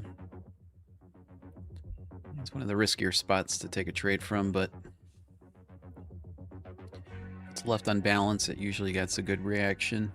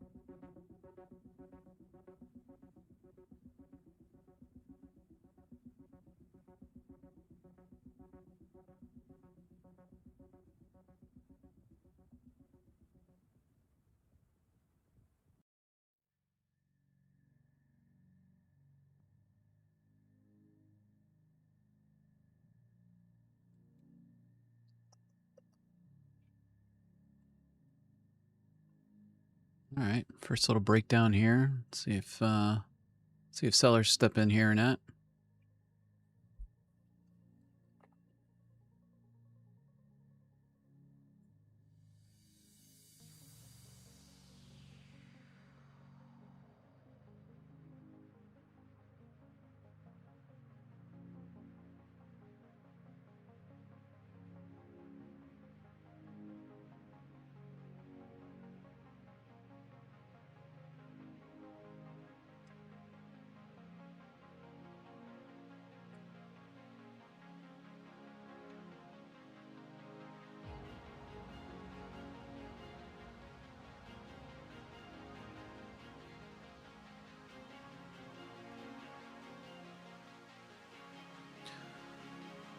So AP, you're looking at this right here. Only issue that I see with that is this guy right here. I don't like that. If we would not have had that wick right there, that your level right there for me would be a super A+, because that was completely left unbalanced.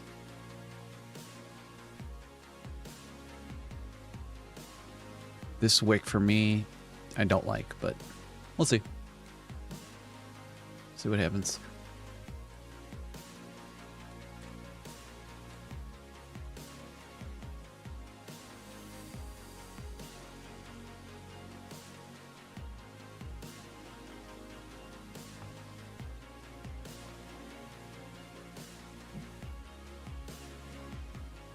Yeah, I'm not trying to critique your setup. I'm just trying to tell you what I see on the chart.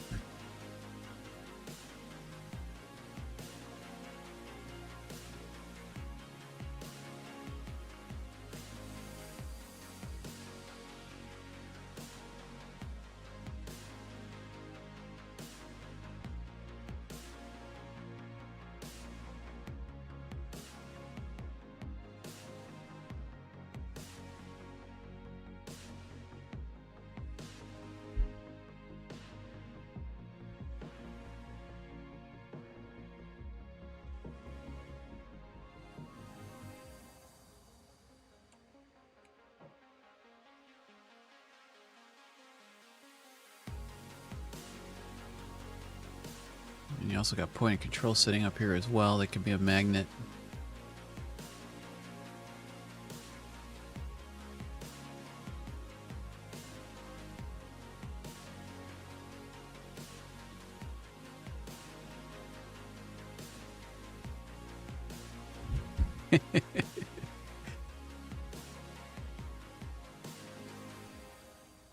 I'm sure there was a lot of drinking everywhere.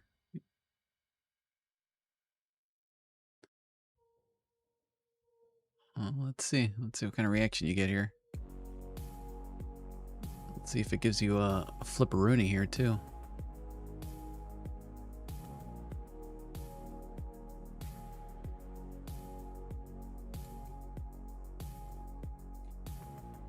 Let's see.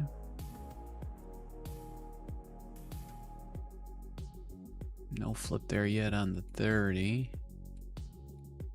60, I don't think it's going to give you one there. Let's see.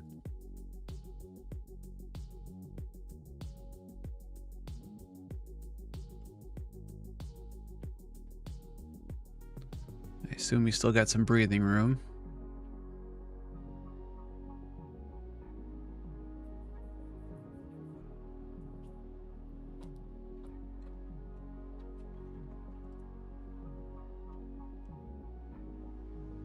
Come on, dump. Dump. Don't retest into the point of control. Let's go. Let's go. Would have rather seen positive delta there. This is not bad right here. Let's see. Let's see. I just feel like they're gonna be attracted to this point of control up here.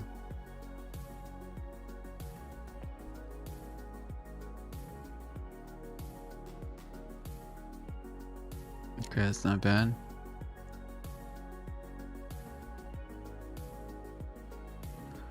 So 60 ticks, you're looking at about 15 points.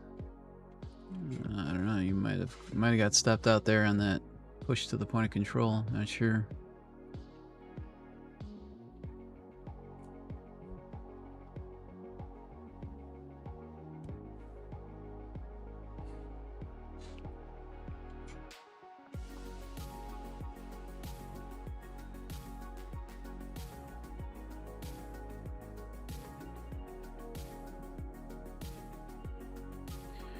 Yeah, so for AP on your setup right there, this was unbalanced. I love this.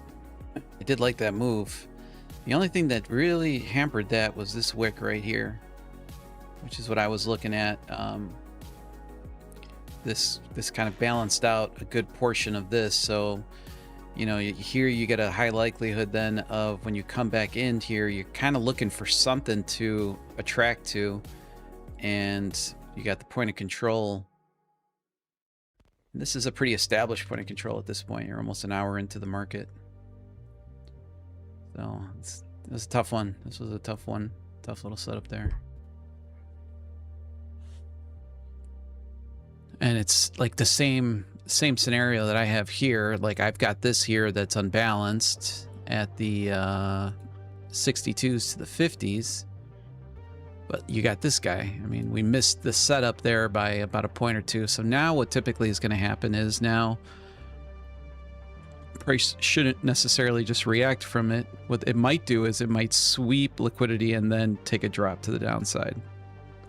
Again, much lower probability on this trade. I would rather be looking for something that's a little bit more established down here at 28,818. I've got something up here at the 45s to the 20s.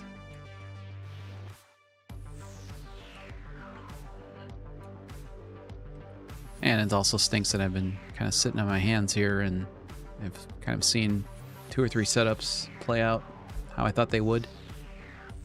I wasn't able to capitalize on any of them, but such is life.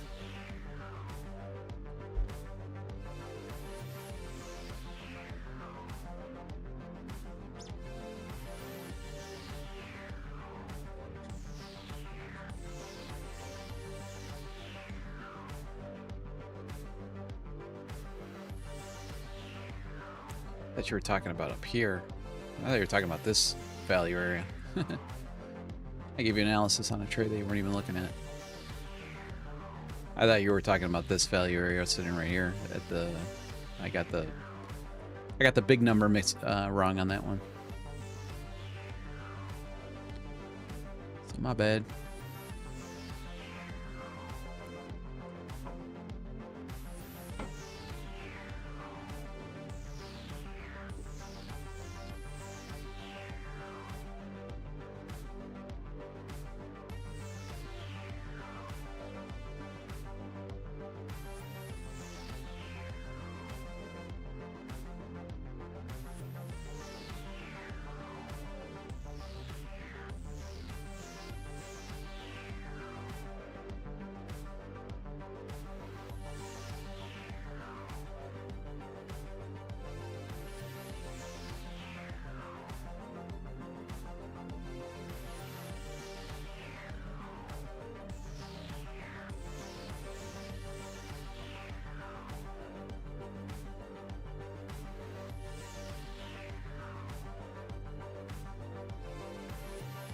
All right, guys, one more minute here for the giveaway.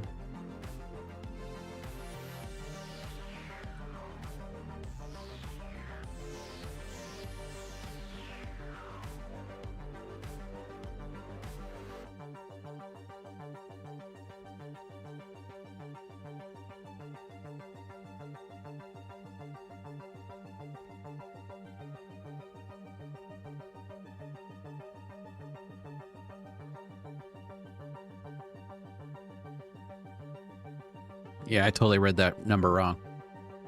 Thought there was a 9 involved in there somehow. I don't know. Screwed that one up. Screwed the pooch on that one.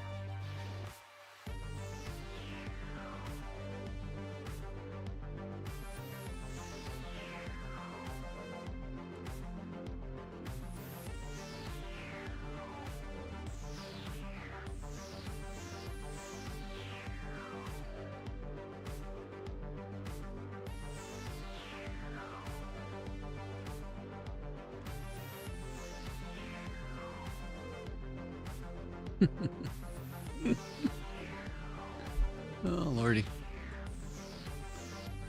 Lordy, lordy, lordy.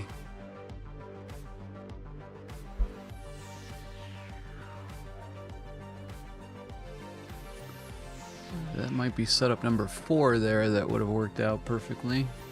Might not be a good day to continue trading. That was pretty poor. That was pretty poor. All right, let's do this giveaway.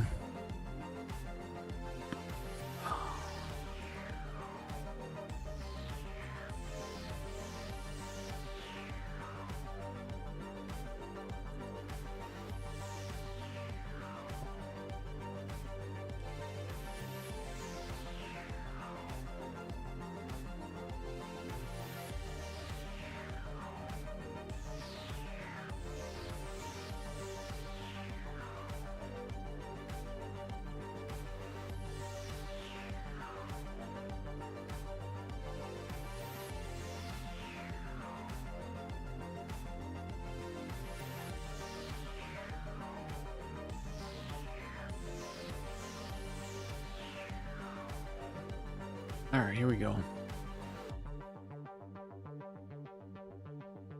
You know what? I'm gonna confirm this. All right, and good luck, everybody. You're gonna have a 2-minute timer. If your name gets picked, just type in thanks into the chat.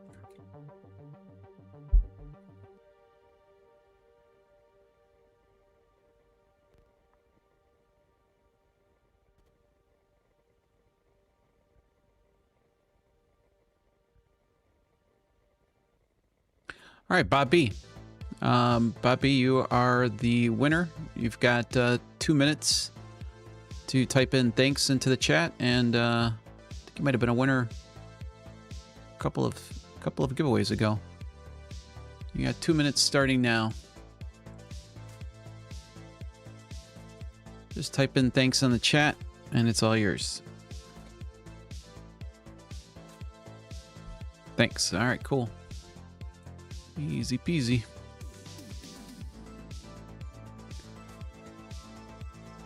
Oh, this one stings a little bit here too.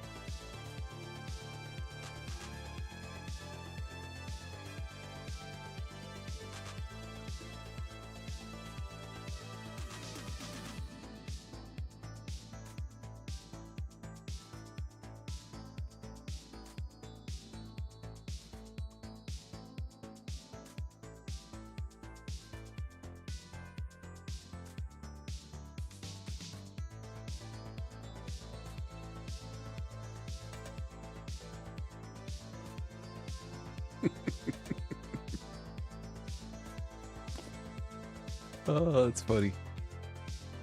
That's funny. Oh man, oh man, oh man, oh man, oh man, oh man, oh man, oh man.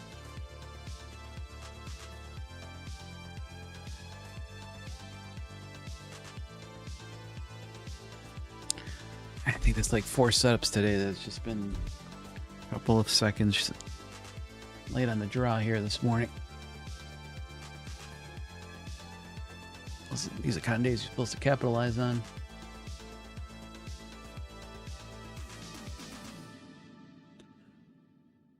All right, Let's take off.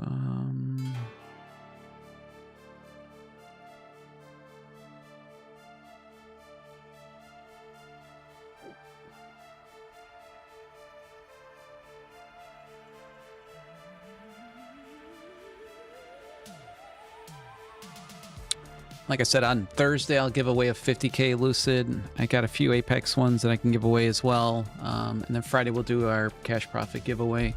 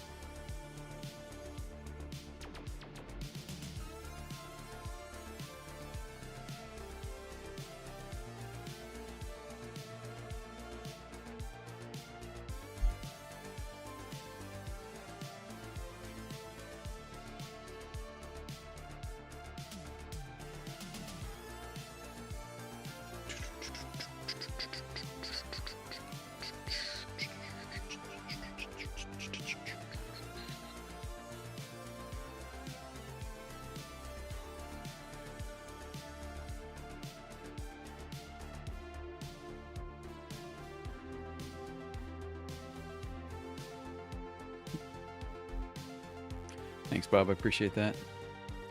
Key says I'd rather have the Apex eval instead of Cash Profit Friday. Okay. I don't know how to take that, but okay. Maybe you got more faith in your ability for a payout there than on my Cash Profit Friday, I guess.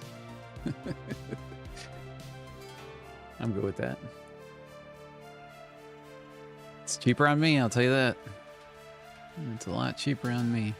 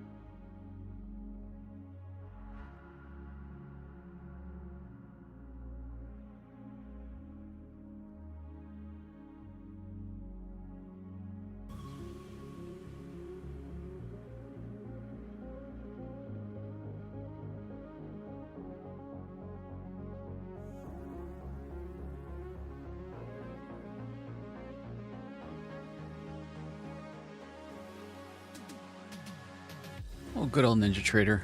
You look so different. You look archived.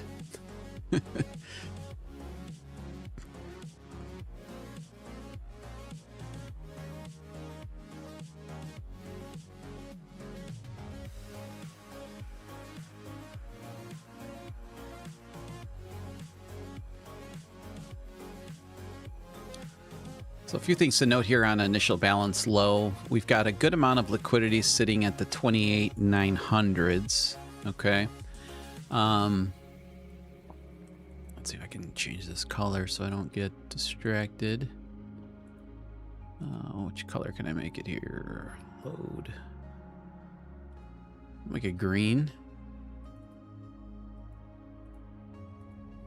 Okay, so we've got liquidity sitting here at the 900s. You can see it down here, 900s. You got a good amount of liquidity sitting there. Second piece is we've got the thought we had point of control sitting way down there. All right, so that's it. That's the only other piece of confluence we got here. Nothing super fantastic for the IB low here. But we'll see what and the IB low really hasn't given me much in the last 60 days, I would say.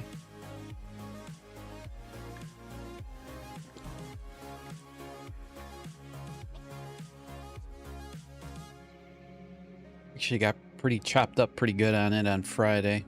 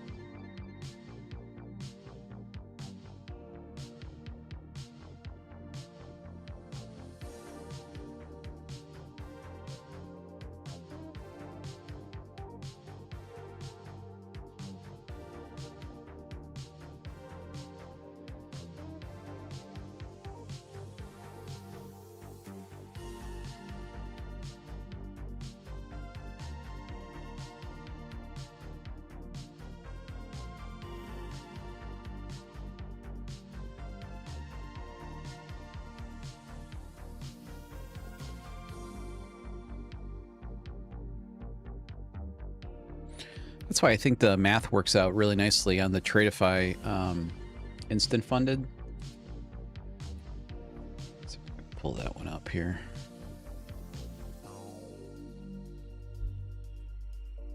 So we take a look at the rules on this guy. If we go down, Lightning funded. So the 25K right now is $207. So again, like let's just say you wanted to get a live account, you wanted to fund it with your own cash. This is, in my opinion, I think it's a better start to that scenario. For $207, you're getting $1,000 of drawdown. So let's just say your average trade is 200 bucks.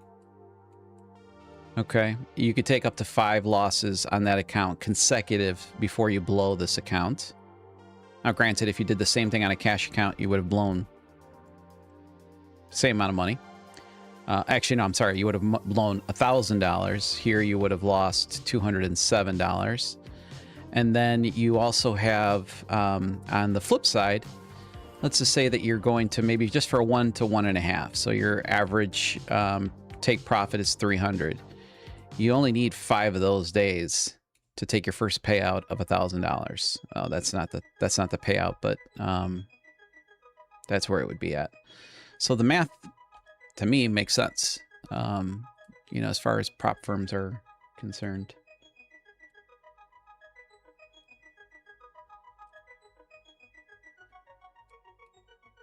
especially if you're wanting to, you know, and then take that $1,000 payout and buy yourself another Lightning account, or maybe go up to a 50K, or stay at the 20K and scale a little bit. 25K, I should say.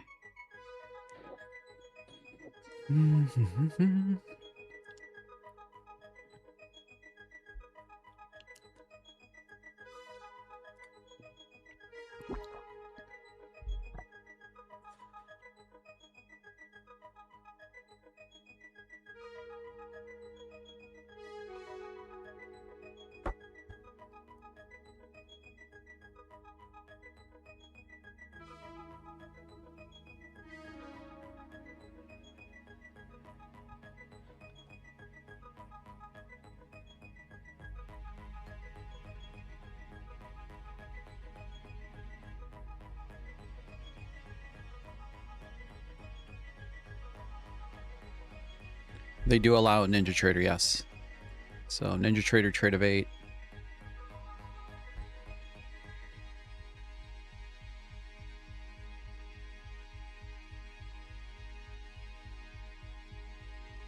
Good job, Key. Again, there's liquidity sitting at the 900, so I'm pretty sure that the market's going to want to probably be attracted to that 900 number as well.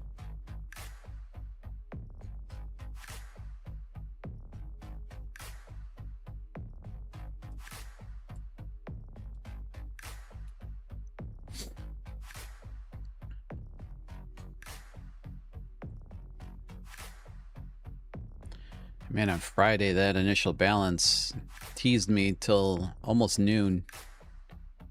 I was eyeballing that initial balance trade for about an hour and a half.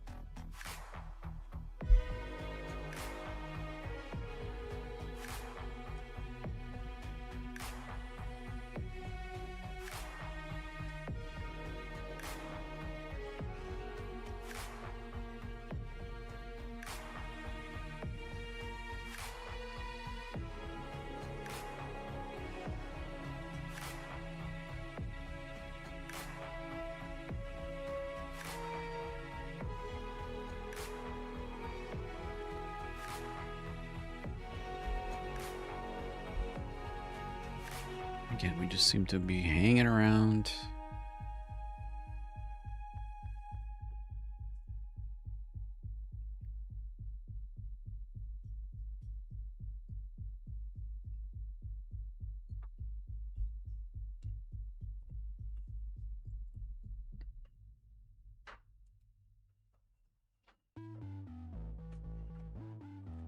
All right, let's see if we get a tap here.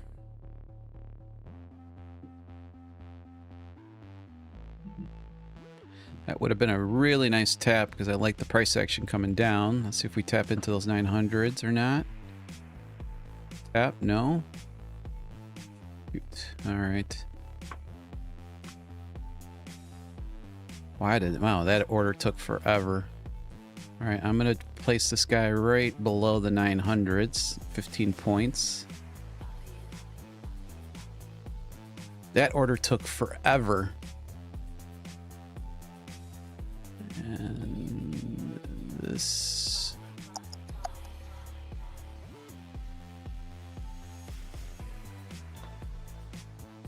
All right, there was at least a tap. We got to see a reaction here. Oh, that's not good. Go, baby, go. Go, baby, go. Don't stop me out. All right. I got to pause on this initial balance trade. It's just has not been working out very nicely. And you better not go now, buddy, or I will punch you in the face. Shoot. All right, 300 bucks lost there.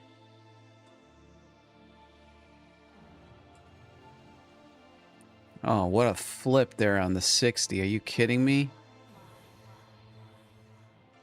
Are you kidding me?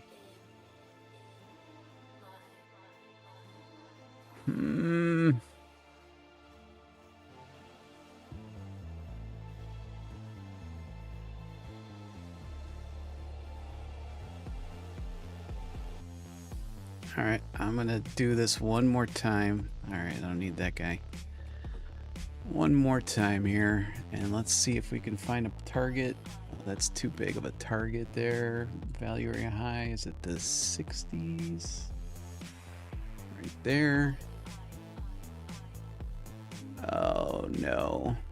No, don't come after me. Don't come after me. Let's go. Go. Come on.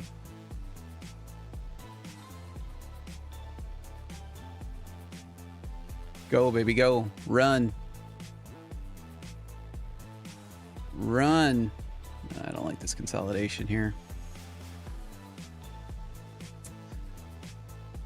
Oh, yeah.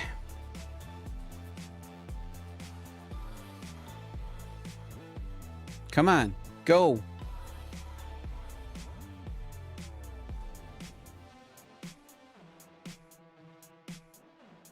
What's value area low at? The 76s.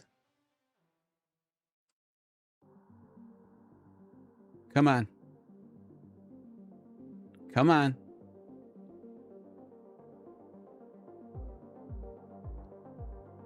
Come on.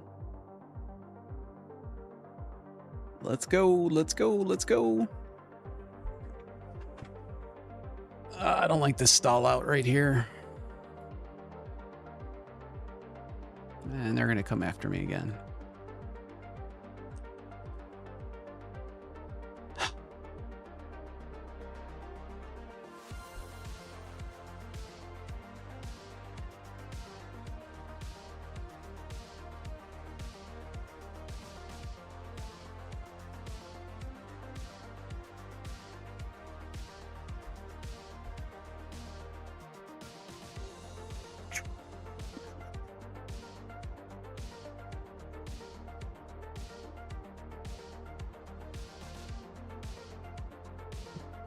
Well, this initial balance trade is going to have to go on pause for a bit because it's just not been working out.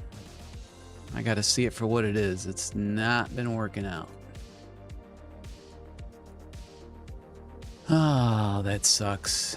That really, really sucked. God bless it.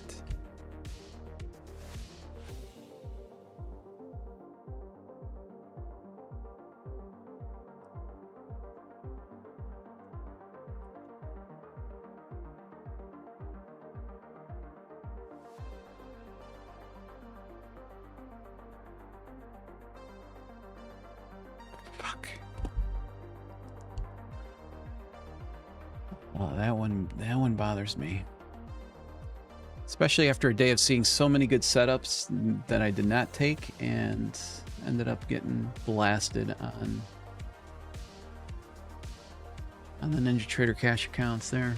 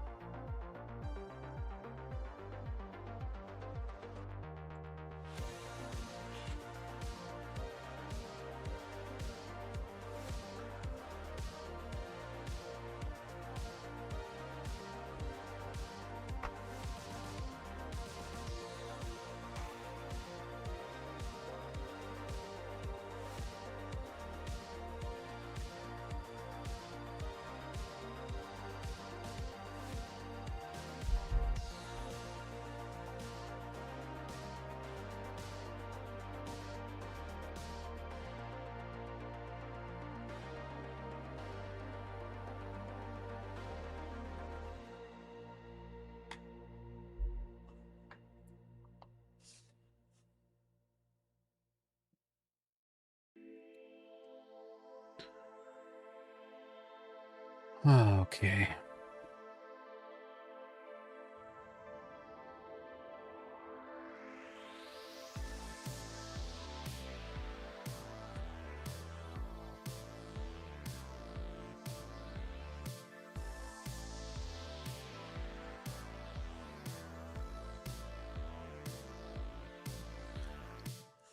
That's just being burnt way too many times on that.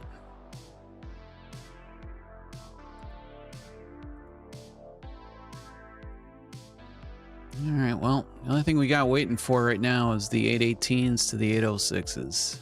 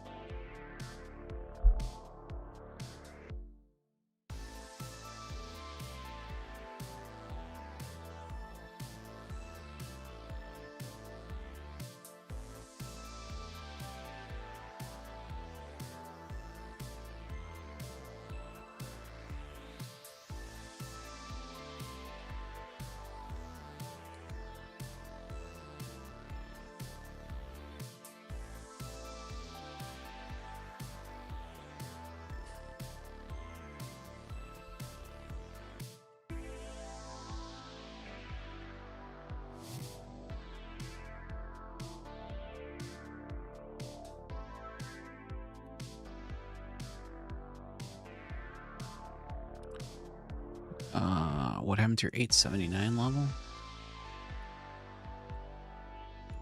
879 level, 879. 879. I don't know where there was a level at the 879s. I don't know what I'm missing here.